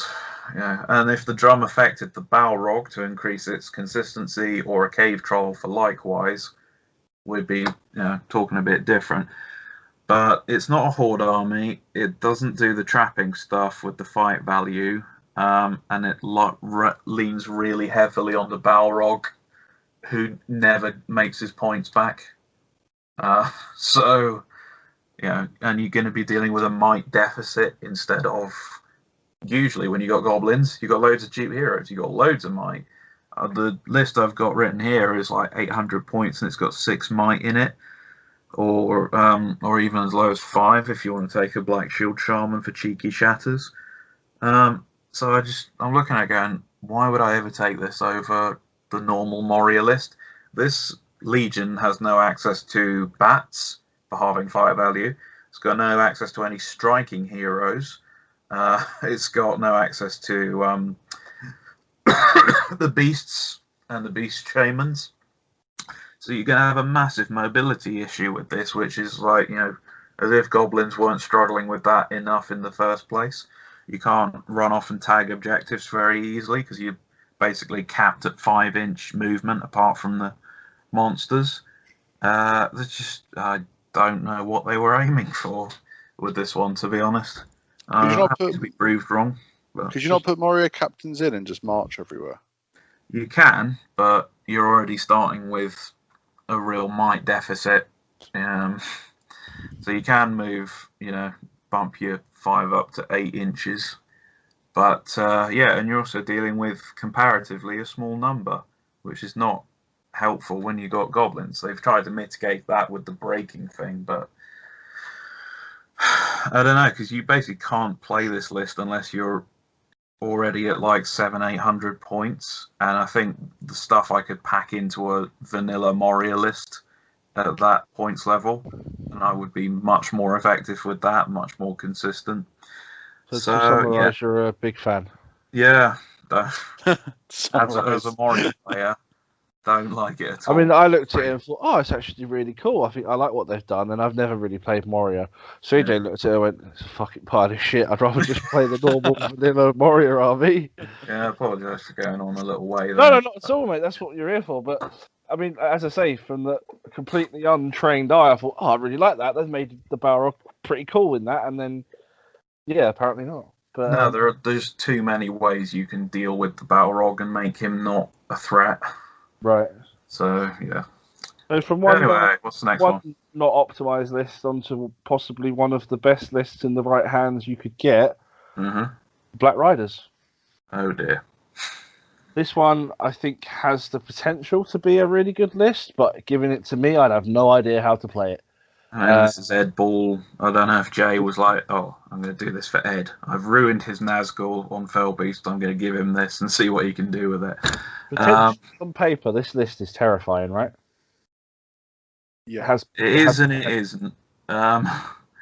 Because there are some scenarios it's going to suck at enormously, and there are some matchups that are going to ruin it.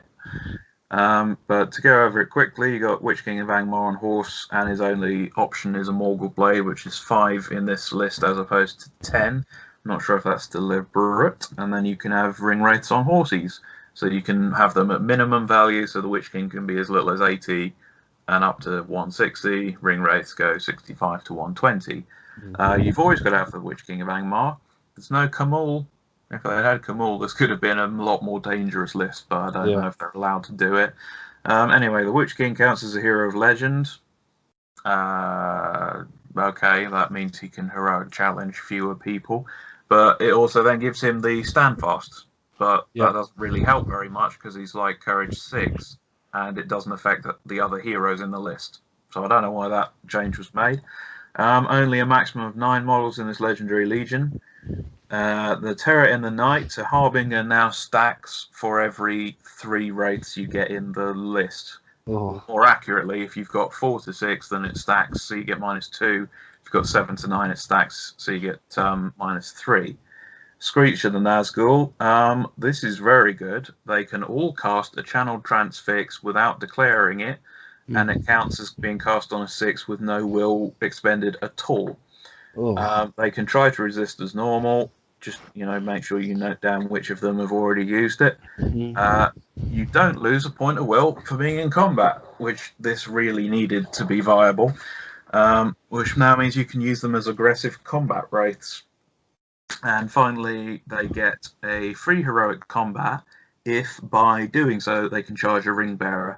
So this is going to be an incredibly high skill level legendary legion. If you know how to use multiple spellcasters, and it's going to be very overwhelming for your opponent because nothing else in the game plays like this. There's no other, you should just run up and go, 9 black darts, your leader's dead on turn 1, or I think that one the issue forward, for that this, one over there, and now I can run these people over. the issue is there any horses though? Yeah, you have no Horse Lord. If you get shot, you got no Shadow Lord. So Rangers of Ithilien, one good turn of shooting, just take out all their horses, and they're not going to kill anything for the rest of the game. I mean, from a completely selfish standpoint, I just want that Witch King model, so I hope they bring the set out and I'll buy it. Yeah. Just because it's a really cool model. But yeah, I think in the right hands, given the right scenarios on the right day, could be a very good list. People initially said, okay, so bodyguard models are going to become the new vogue. And then people said, well, no, because turn 1, I'm just going to put 9 black darts into the leader that's giving them bodyguard, and now they're all going to run away. So especially with the -3, they all have instill fear as well. So so doing some number crunching for this, which I do for you lovely people at home. The minimum points, if you had 6 65-point ring wraiths and the Witch King at his minimum, that's 450. So you're never going to take that because you want might on you guys, and now because you're going to use them as combat wraiths, you're going to want some fate. So more likely you'd be doing like 2 might, 2 fate ring wraiths, 6 of them for 510. Then you take the Witch King with 3 might, 3 fate. That's 110. You got 620. So then you can just stick 6 will on random people and knock it up to 650. So if you can sort of use them together as a unit to cast Instill Fear, blast away the spears like that, and then hunt people down one-on-one, there's still only one attack. This is going to be their big weakness. And the second they lose a fight and this one random warrior kills their horse, it's like, oh, yeah, that's all their killing potential gone. I remember playing, so Sean Weimer ran a list very similar to this an event a few years ago before the new edition, and it sort of highlighted the problems. But as you say, the multiple spell casting at high level games is going to be a problem. However, there are some hard counters. I'm thinking especially, I genuinely think Hobbit, a Shire list will be a hard counter, and a Lothlorien list will be hard counters to this list. Resistant to magic is only going to put up so much defense, but it is going to make it harder. Actually, the breaking of the fellowship lists with the fearless and the everybody's got fortify, that's going to be a hard counter to this list, ironically. Yeah, I think there's going to be. I feel like this might be a very Swiss Army knife list, in that for the right scenarios and against the right armies, it's going to be horrific and ruin your day. But against others, I think it's going to be very easy to nullify. If you get a little bit of bad luck while playing this list, it's going to tailspin away from you very quickly. I think anything with any sort of resistance but high numbers of shooting or high fight value, this is going to struggle because they're all fight 5 with only 1 striker in the end. Just elves everywhere, high courage. Elves, And the other thing to remember is your courage cannot be reduced below 1. So if you're running goblins, fine. You drop by 1 and then moving on to the list I'm probably most looking forward to. Yeah. Kirathungel. Woohoo! Yeah. I have played this before it was a thing at tournaments before. Yeah, I used to. Remember when we did the Battle of the Five Army books? I was the Kirathungol guy in Mordor list. It is a lot of fun. The changes to Shelob are for a good and evil tournament. She becomes incredibly good. Yeah, no, for me, I think it's one of the lists I'm looking forward to playing the most. Anyway, so off you go, Siege. Yeah, quickly grabbing that. So Kirathungol, you can have Shagrat, you can have Gorbag, and Shelob. Big surprise. You can also have Mordor Uruk-hai Captain, Orc Captain, and what I wasn't expecting, an Orc Shaman. Yeah. You can also have Uruks and Orcs. You must always have Shagrat, who is your leader, and Gorbag. Only Orcs can lead Orcs, only Uruks can lead Uruks. So we've got a bit of precedent from the Uruk Scouts, and similarly, they have the animosity. If you got an Orc and an Uruk in the same fight, you get +1 to wound for both of them. And it specifies Orc models and Uruk-hai models, which means Gorbag and Shagrat potentially get +1 to wound. With all their nastiness. Rivals for power. Furthermore, you keep a tally between Gorbag and Shagrat, and whichever one of them has the fewer kills can reroll a single d6 when making a dual roll, so you get a free banner, which is nice. There are already 3 attacks under the right circumstances, and you would think that's going to benefit Gorbag more than Shagrat. But then it's all Shelob centric. So the first one is Shelob gets +1 attack if fighting a man, elf, dwarf, or hobbit. So needless to say, if you're in a good v evil tournament, this is going to be quite a handy one. And then she is always hungry. At the start of her move, if she's not been engaged in a fight already, she can kill one friendly model. Doesn't specify Orc, Uruk-hai, hero, or whatever. You can have her eat Shagrat if you want. And she will run.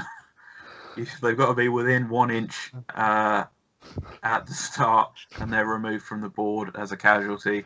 And then she can re-roll all of her dice when fighting in the fight phase, which is going to make her much, much more consistent. So she's a 1 attack monster, which basically meant she's a threat, but you're so prone to spaff in the roll. Yeah, you had to charge to make her reasonably usable. Yeah. So on the charge, she'd be 2 attacks, and then you try to get a banner near her, she'd be 3 attacks. Now, if she fights basically any good model, she could be 4 attacks. And if she eats somebody before going, 8 dice to win the fight at fight 7. And then she can 7? hull at strength 7. Yeah. She's got poison fangs, so she rerolls all failed to wound. Or you can rend if that's your cup of tea. So this makes Shelob much better. I think this is what Shelob should be all the time, but that's just me. You'd have to make her much more points for that. At 90, she's probably undercosted. She has this issue about, if you wound her, she might take a courage test and run away. But she got 6 will, and I think I did the math on this a while ago, and it's something like, you're going to have to... She's courage 6, doing it on a dragon. She's courage 4. So she's courage 4, okay. So you are guaranteed, because the least you can roll is double 1, so you're guaranteed to survive the first one with 4 will points, and then the second time you can roll anything up to like 4, and you'll be fine with the 2 dice. So she will hang around for a while. Now, in terms of building a little list for this is a theme with most of these lists in this book. This is probably going to be quite a nice one to do at lower points. If you have Shagrat with his paraphernalia, you give him 12 Uruks to follow. You have Gorbag with his shield and 12 Orcs to follow. Stick in Shelob, and we've got to 445 points. Oh, that's my 450 list sorted forever. Yeah, so that's a 27 army with a horrible monster spider at 450 points. And then, if you want to build it up a little bit, I would probably go for my next 2 choices are either a shaman, so that you've got some orcs which will be able to auto charge things, and that's handy, or you go for a Mordor Uruk-hai to get some march involved in there. So if you do Mordor Uruk and then chuck in some extra orcs. You get a shaman, chuck in 6 extra orcs. Then you're still only creeping up to about 645 points. At that point, you've got 5 heroes, you've got 9 might, and you got the monster death spider running around being horrible. And so with the shaman, if you take like 6 orc archers, most people look at archers and go, yeah, rubbish. But if you've got nuisance shots to take people off their horses, that's an extra threat you bring. But it also means you have a little handy pocket of Shelob snacks. Re-rolling dice. Shelob snacks. I wouldn't even see it as having 6 archers. I just that's my 6 extra re-rolls with Shelob right there. Yeah, I mean, be careful because obviously it counts towards your breaking point. But this is a great little fun army to do at probably 650 minus points. Also, say for once, I'm being very practical here. Games Workshop website, all of the models in this list are available. Yeah, go back to the Moria one. There's no Black Shields, there's no Black Shield command, just being completely practical. I'll say this again. All models available in the Sirathungal Legion are available to buy. Yeah, I think the Urks are all bundled up now. You get 6 for 20 quid. But yeah, you get 6 for 20 quid. You get Gorbag and Shagrat. You get both Gorbag models. You get Clutches of Shelob. You get the Mordor commanders, and you can buy more Mordor orcs. Lovely. For the first time in a while, you can get everything, which is great. You can go, I'm going to build a 450 point army, and it only costs you like 70 quid. It's not too bad, really. No. It's really good. You can go and it depends if you want the Mordor commanders for a banner or shaman or whatever. But you can make those just really easily. Here's a spear. Here's a piece of paper. PVA glue. There's a banner. Yeah, you can go and it's a great looking army because it's so varied. It's got loads of great little rules, and you can buy it now, which is very rare in. I also think playing that list in a non-conventional way. You might actually use like the 2-handed axes from the Mordor kit. Yeah, absolutely. Because obviously the Urks don't have spears, so you may want to take all of your orcs with spears, but at the same time you may want to play it where you just have a thin line and wrap, so your whole army is just sword and something, or shield and something, or 2-handed axe, or clubs, or because the Uruk-hai have maces and all sorts of goodness. I think when you've got that much access to strength 4 and the +1 to wound, I probably wouldn't bother with 2-handed weapons. But you put an orc in with, as you say, you put an orc in with an Uruk, and you get the +1, which is also really good. So the spearman you might not want at all, but you also might. So I think I would, just because it gives you a bit of flexibility. It means that you can also stick an extra attack behind your heroes. Yeah. And there are going to be most scenarios where you're going to have to go up against a shield wall, and unless you use Shelob to barge that open, which probably is a tactic you should look at with that bonus in this list. Considering she could run over the terrain piece that they're next to and just be behind them. Yeah. So I think if you have orcs with spears, it gives you that utilitarian. You can either have them as supports, or when you break the lines open, you then just run them in and do them as the tag teams. Yeah. Anyway. Again, I think it just adds a lot of versatility to playstyles. So, is that everyone's favourite list from Legion from this list? It's definitely mine. Yes, actually, I would quite look forward to playing that list. I very much like the breaking, but I do have to say it's a very attractive list. I guess as a predominantly evil player these days, that's probably why it's lured me over there.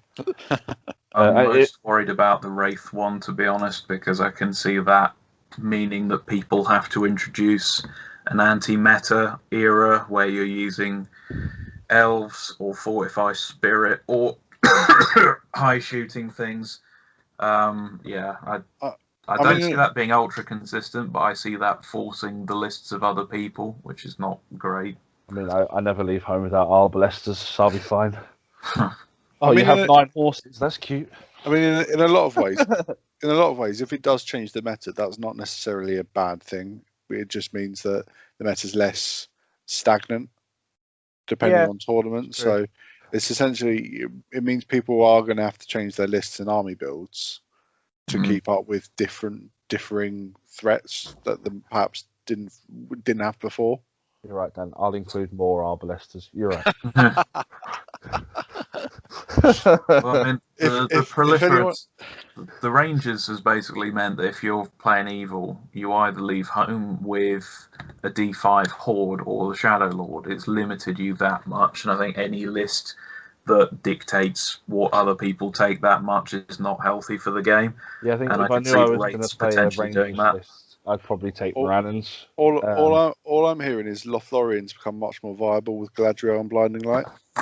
Yes. With this in the Ranger list, this is all I'm hearing. Definitely has, yeah. Yeah, or a White Council alliance with Lothlorien. So Shadow Lord with just Morannons or normal Orcs with shield. But yeah. Speaking of surprisingly using Galadriel, shall we do Fantasy Fellowship? Yes. So again, I believe this has been somewhere before. Fantasy Fellowship idea, was it in the old White Dwarf? I think there's been a couple of White Dwarf. Yeah. Was it in the Battle Games for Middle Earth ever or not? I don't remember. Okay, so the idea is you can play the full campaign that we discussed earlier. Not the full thing. I think it's more of the key scenarios. And what a few of us did when this book came out yesterday is we actually wrote our own versions of a Fantasy Fellowship, and discuss some of the reasons as to why some of those models may have been chosen. So I was sat with Dan, and we came up with together. If I can find it. Should we do some of the rules of selecting the Fantasy Fellowship? Let's explain how you. We probably should go. I'm getting carried away because I'm excited. So to do it, the first step is choosing your Ringbearer, and you can choose one of 4 profiles. So Frodo Baggins from the Fellowship list, Bilbo Baggins from the Thorin's Company army list, Bilbo Baggins from the Shire army list, so that's old Bilbo, or Smeagol from the Fellowship army list. Step 2, companion. So it has to be a Hobbit hero, who, with the exception of, it can't be any of the 4 travellers. So it can't be Frodo of the Nine Fingers, Samwise the Brave, Meriadoc, or Peregrine, Captain of the Shire. And if you've chosen Bilbo Baggins from Thorin's Company army list, you can choose another Thorin's Company profile under 60 points. Right. And then the rest of the Fellowship, you can now choose to replace Merry and Pippin. It must be any named hero models that cost less than 50 points, including war gear. So both of those must be below 50. Gandalf can be replaced by a magic user. So it has to be Gandalf the Grey, Saruman the White, Raddy the Brown, Galadriel, surprisingly, Elrond, Master of Rivendell, Celeborn, Círdan, Arwen, Gildor, or Thranduil. Thranduil the Wizard. Yeah. If it's got a magic hat, I have heard that. Yeah. If you do take Saruman, you can also take Grimmer as a member of the Fellowship, which is strange for so many reasons, but love it. But we all love it. And then the remainder of the Fellowship can be replaced by any named hero we choose, but whoever replaces Boromir is doomed to die where Boromir is doomed to die. So you can pick like a 20-point hero as Boromir. I'm going to lose. Grimmer, you be Boromir. Oh. And the last example. Sorry, Mike. Sorry, I was just going to say that the last few rules are they must all be good, must be below 750 or 750 exactly. Only one character can have the ring, and then you can't choose Tom Bombadil, Gandalf the White, Goldberry, or Galadriel, Lady of Light. And your wizard does get promoted when they come back as Gandalf the White. And there is bonuses for your spellcaster. Obviously, does fall against the Balrog, but then they come back with bonuses, which is cool. So the example Fellowship given is Bilbo Baggins, Hamfast Gaffer Gamgee, Barlam and Butterbeer, Paladin Took, Gandalf the Grey, Strider, Elladan and Elrohir, and the replacement for Boromir is Halbrad. So that's the one that they've given us as an example. So me and Dan, whilst we was having our lunch yesterday, we came up with what turned out to be quite a horrendous fantasy fellowship, by all accounts. So our Ringbearer is Bilbo from Thorin's company because we think he's the best profile to be the Ringbearer. He does. He gets the "it has not awoken" rule, doesn't he? So you can basically use it for free. He also has strike and defense, I think. Yeah. So he's quite survivable. And he gets given Sting in the Mithril Coat for free in Rivendell as well. Correct. So for his basically points, the same points as Frodo, but better. But better, yeah. Yeah. So his companions, we picked. Yeah. His companion, sorry, Dan picked rather.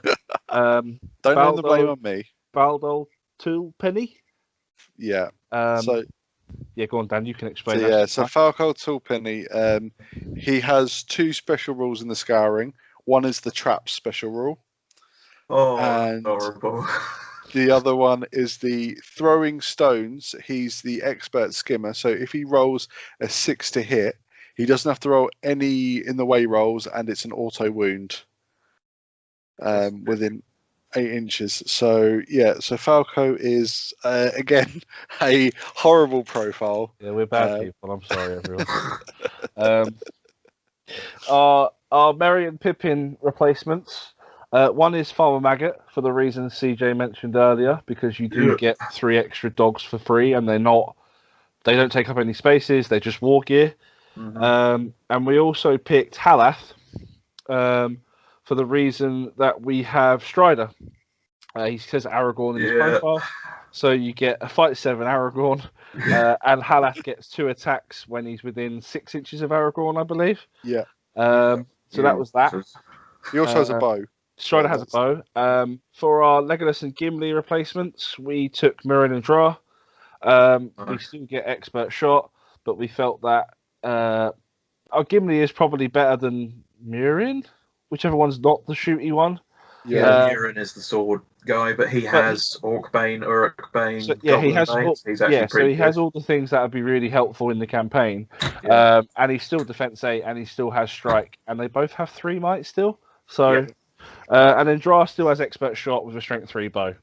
Okay, he doesn't have the 3 shots, but he's still pretty good, and he's defense 7. So. No squishy leggy. Our Boromir is Thorin Oakenshield with Orcrist and Oakenshield. Again, because we had points, and he's a little bit better than. Well, he's a bit more survivable than normal Boromir. And our wizard is Raddy with Sebastian, because you can. So you get a 2 attack, fight 5 wizard as well. You playing the percentages with your fellowship. It's very clever. I like it. It's a little bit dirty. It's definitely gamey to some extent. We was going to have Gwahir in there at one point, but we chose to have Fight 7 Aragorn instead. Yeah, Fight 7 Aragorn instead. So, I think the 3 might is actually incredibly beneficial to the fellowship. Just keep them moving. And the march. Yeah. That was mine and Dan's tag team. He picked a few of the heroes. I got my way with Radagast and Sebastian. So we agreed on Bilbo being the best ring bearer. Yeah, I do. In fact, that's why I've got him as well. There you go. I'm just looking around for my Armies of the Hobbit book at the moment, because I was about to talk about mine. But we definitely would not put traps by the door in Barnes. Yes, you would. No, I totally wouldn't. We'd never do that. If someone plays the campaign of this, I want to play it with Dan and my team filming in the fellowship. Okay, I'm with you now. I thought, what if Bilbo gets back to Rivendell on his way back from the Battle of the 5 Armies, and Gandalf says, "Hold up, mate, we got a ring to destroy." Instead of going, "Oh, you're a little boy in a big world," or whatever the hell it is. He's like, 77 years passed before I'm going to bother dealing with this. So we got Ringbearer, Mr. Bilbo. His companion, you can actually choose from a lot of really good dwarves. because basically it's Dwalin and Thorin are the expensive ones, and then everybody else is cheap and cheerful. So I looked at Biffa, who can potentially have a free heroic move every turn. I looked at Bofa, gives magic resistance. Bomber, who can give people will points back. You got cheap striking options in Killian Philly, but the two that I zoned in on the most were Oin the Dwarf, who has healing herbs.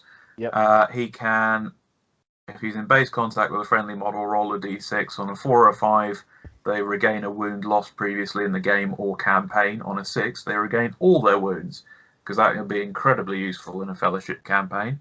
And he can also spend his 4 will points to enable a friendly model within 3 to re-roll a dual roll, which is basically a little mini banner as well. Very handy for 45 points. I eventually have gone with Dory the Dwarf.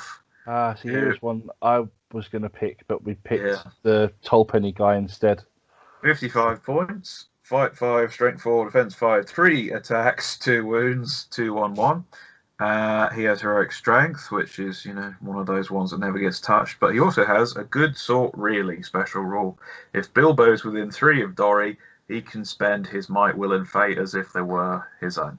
Yeah. So I think having a 3 attack, fight 5, strength 4 Samwise running it around, just wrecking the shop, is going to be really good fun. I'll come back around to Merry and Pippin because they're influenced by the other ones. For the wizard, I wanted to have a look at Saruman the White. Nice. He sits there and says, "Leave Sauron to me."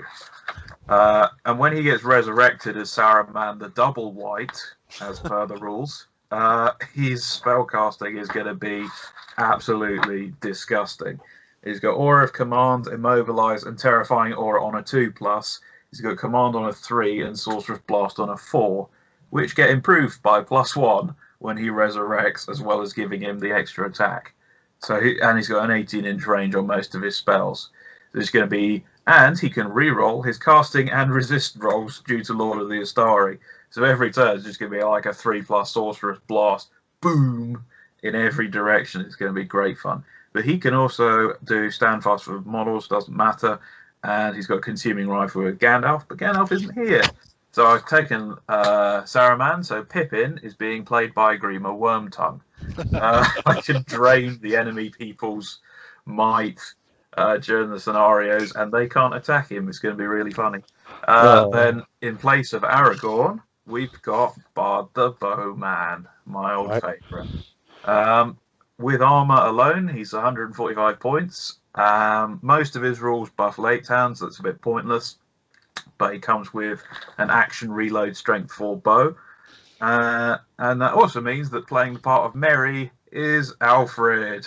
Oh, no. 6 might on Bard every game. And it means that for the bits where you've got Merry and Pippin running around Fangorn or whatever, it's Alfred and Grima just bickering with each other. That's brilliant. So many levels. My archer is still Legolas, but he's the Mirkwood profile, so he gets armor and doesn't have a friendly rivalry, whatever. Playing the part of Gimli is Dwalin, who is the muscle match for this one, because he's got the strength 5 burly with the 3 attacks. He's the one to make mincemeat of people. Playing the part of Boromir, doomed to die, is Tauriel. And I was actually really quite happy with that as a Hobbit-based Fellowship. Although Grima technically not alive then, but whatever. I also have a suspicious feeling Treebeard will just stomp on Alfred and Grima as soon as he sees them. Yeah. Definitely little orcs. Oh, So very horrible. Yeah, Sam's given us his one earlier that we talked about, and he's also sent us some ones from other people. From Tom Hawker, we've got Young Bilbo with Balin. Wizard is Gandalf the Grey. He's got Dwalin in place of Aragorn. Biffa, for presumably the reason I discussed, in place of Merry. Ori in place of Pippin. He's basically done Thorin's company. Gloin in place of Gimli. Bomber in place of Boromir. And Oin in place of Legolas. That's good fun. And then, that's still Tom. This is Will. He's gone Gondor style, which I think is amazing. So we've got the wizard is Gandalf. Come back as Gandalf the White. Still nice and themey. Ringbearer Frodo. Pippin is stepping in for Sam, however. Damrod for Merry. Pippin is then going in for Denethor. Denethor is replacing Pippin. Boromir with banner and shield for Aragorn. Faramir with bow for Legolas. Iolaus for Gimli. Brackets forever shielding. And Hurin is playing Boromir. Which is great because there's all the synergy with all those rules with the roles from Denethor, and Denethor keeps his mind because Boromir of the White Tower's around, and I really like that one. I can't wait to see how that plays out. Josh has already given that one, and who else we got? James Wilson. Yes, I like this. Right, Bilbo with Gaffer Gamgee as the companion. Merry and Pippin are played by Philly and Killy, which is adorable. Yep. Gandalf is Gandalf, Aragorn is Aragorn, Faramir is Gimli, Glorfindel is Legolas, and Balin, the King of Moria, is Boromir, doomed to die. Okay, thanks. It'd be weird when they go to his tomb, but yeah, I'm right here.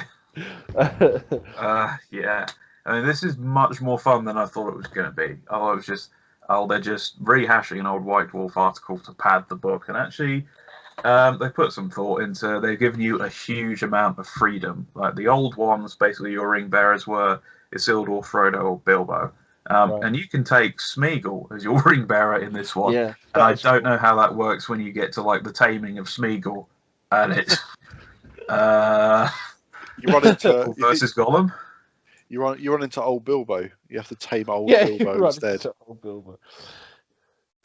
So yeah, and then it gives you a campaign to play through, which is completely separate to the other scenarios in the book.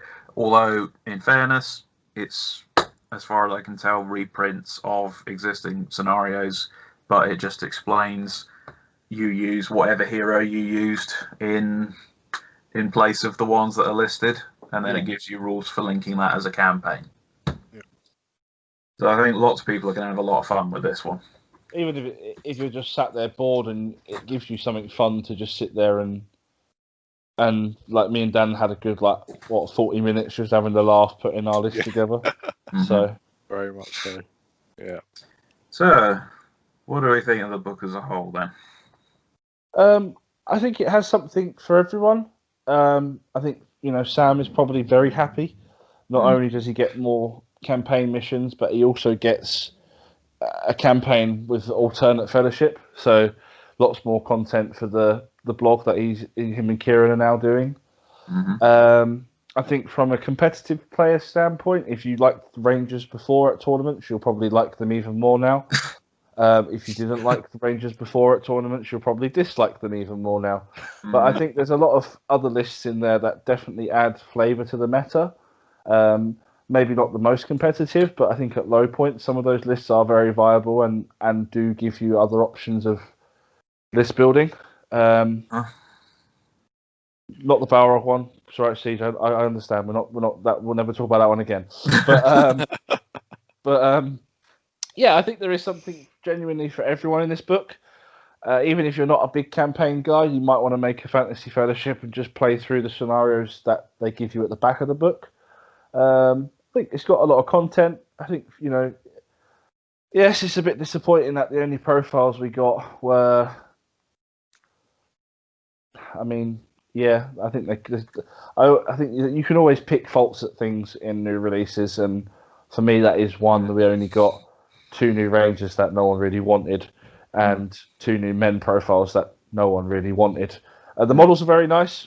All of them are very nice from what I've seen on Warhammer Community, but again, I think they've missed a few profiles in there that we adhered to earlier that would have been a lot more usable, maybe.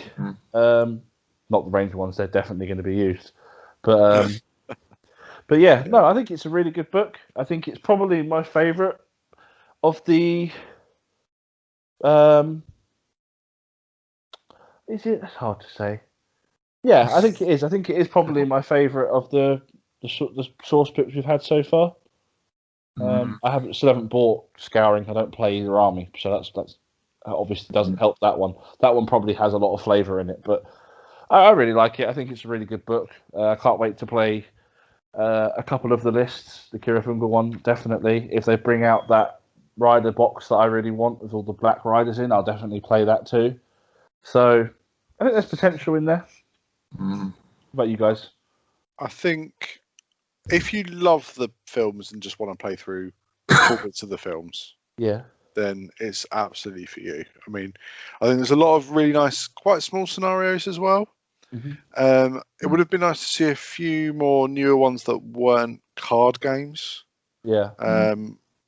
Because a lot of them are, as we've said, sort of recycled versions of of older scenarios, but they're in a definitive collection now, which is good for most people who weren't collecting it back in the early noughties.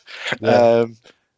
But yeah, I think with regards to the game as a whole, you're right. The Ranger list is more fun to play, less fun to play against, and you know, but they're still able to recreate on the table in match play some of the more iconic lists from the Fellowship. So, Uglet Scouts is there as you would want it. The Black Riders are there as you would want them. Purely from and the Rangers are there, purely from that point of view. But as I said, I think there are a few more profiles we could have gotten, but I think overall it's a solid book. It's a solid release, and we're all going to have a lot of fun seeing Alfred and Grimmer trying to help Bilbo destroy the ring and take down Isengard on the back of an ent. Yeah, brilliant. And then just to end on my cheeriness, yeah, I mean, I don't know how much it's reasonable to expect, but you look at the scenarios, and when they're verbatim the same, you think, what did you just go, oh, lovely, I get, if you've already got the scenario's been written and that was play tested 15 years ago and you play test it again now and it's still fine, all right then. But there were some opportunities to write it in a new way. So you got like a handful of card games, and then you got maybe 2 scenarios that were updated. I'm thinking Osgiliath and the Dead Marshes and Cirith Ungol as well. You then move on to the profiles, 2 that are in the Wanderers list, which are, so basically they're scenario play models that got lucky and got models dedicated to them. Then you got the Rangers, which, they've been saying about those 2 characters from the book for a while, so fair enough, you gave them profiles, and then Mablung got quite a horrible rule that's going to guarantee shooting superiority in a list that was already very annoying. And then you got Anborn, which, as I said, I think they could have done more with that. They missed the opportunity to look at, you're doing the Quest of the Ring, so you could maybe have gone to Last Alliance, you could maybe go to Barland's Expedition because they go through there. You could have done Wood Elves Force, because Wood Elves just don't get used anymore. It's just Lothlorien. Why wouldn't you? Who needs the Elven Cloak when I can get +2 defense? So you could have had an ambush with Orifin. And then you move on to the Legendary Legions, and most of them are competitively irrelevant. They're going to be fun rather than strong, except for the Rangers, which we've been saying for 2 years. This is really horrible. Please, do something to it so that we're not. It's a negative play experience. You're rolling 50 dice now at 650 points a turn, and I'm just picking models off the board, and that's very much that's horrible. That Ralph Wiggum meme, "Stop, he's already dead." Just they add more Rangers to the list. And then you've got the Nazgul, who are going to be just an overwhelming thing. So people who've never played against something like that suddenly getting subjected to 9 Instill Fears, Compel, Black Dart, whatever it happens to be, or they're just draining your courage on a 2+. You're like, oh, I can't afford to resist that because I've got to resist 9 channel transfixes that are about to happen. Yeah, if you don't resist, if you're facing that, what the hell do you do? Yeah, it's a lot. It's a lot. So that again, and then because your courage is dropped to 1, unless you're elves, means that basically you're on a 16% chance of being able to charge them, countercharge them. So I think it's just a horrible play experience. So you've got 2 legions which are just going to suck to play against, and then you've got 4 which are nice and fun. Kirith Ungol might be decently strong, but I think it has potential, but I think it's also limited. So yeah, and then we'll move on to the Fantasy Fellowship. So at this point, for me, if the Fantasy Fellowship hadn't been included, this book would have been a complete write-off for me. I'd have just said, okay, I'm not going to buy it. I'm just going to wait to see what comes next. And then you read that, and it's like, well, even this is simply, reprinted scenarios at the back with a campaign link that's written to link them. That was the other thing that is new property, is the linkingness of all the scenarios in the front of the book, but even that is something from the Journey books, just updated a bit for modern times. And I just look at the Fantasy Fellowship section, I think this could have been a White Dwarf article quite easily. And then, given that White Dwarf has basically been 4 pages of SBG since about 2007, so you don't bother buying it anyway. And then you question whether or not it's going to be balanced, because as you've just proved, you can game the hell out of the list building options because they've given us so much freedom. At the same time, they've opened it up for so much abuse. And so you look at their battle companies, which even after 2 editions in the last 3 years is still really unbalanced in terms of, and then all the scenarios, like it used to be, this is something I brought up with Dan, that you'd have a scenario that played out still like it did in the films. You'd have the Charge of Faramir, but you would have objectives weighted such that both sides could still have a reasonable chance of victory. Whereas the Charge of Faramir scenario in the War in Gondor book, there is no point in playing it. Like Jay has admitted, nobody he is aware of has ever won it with Faramir's charge. So because all this stuff is still unbalanced, I don't know if it's because he doesn't have the play testers to do it, or if he doesn't have the time, or what. But yeah, okay, that's enough. Have you done? Yeah. Sorry. Yeah. That's all right, mate. No, that's it's all about opinion, and that's why having you on as a guest is always really good. Right, guys, there is our somewhat lengthy 2-part review, which was meant to be a 1-part review. But anyway, it's more content, so I hope you all did enjoy. As always, leave comments and likes, and if you do have anything that you majorly disagree with, feel free to leave it in the comments, and one of us will get back to you, hopefully. And yeah, let us know what your thoughts are on the book, if you picked it up, if you haven't picked it up, and hearing our very mixed review of it has not helped you in any way, shape or form. I'm sure you can find a more all-round positive review. I think we've just been very real and very,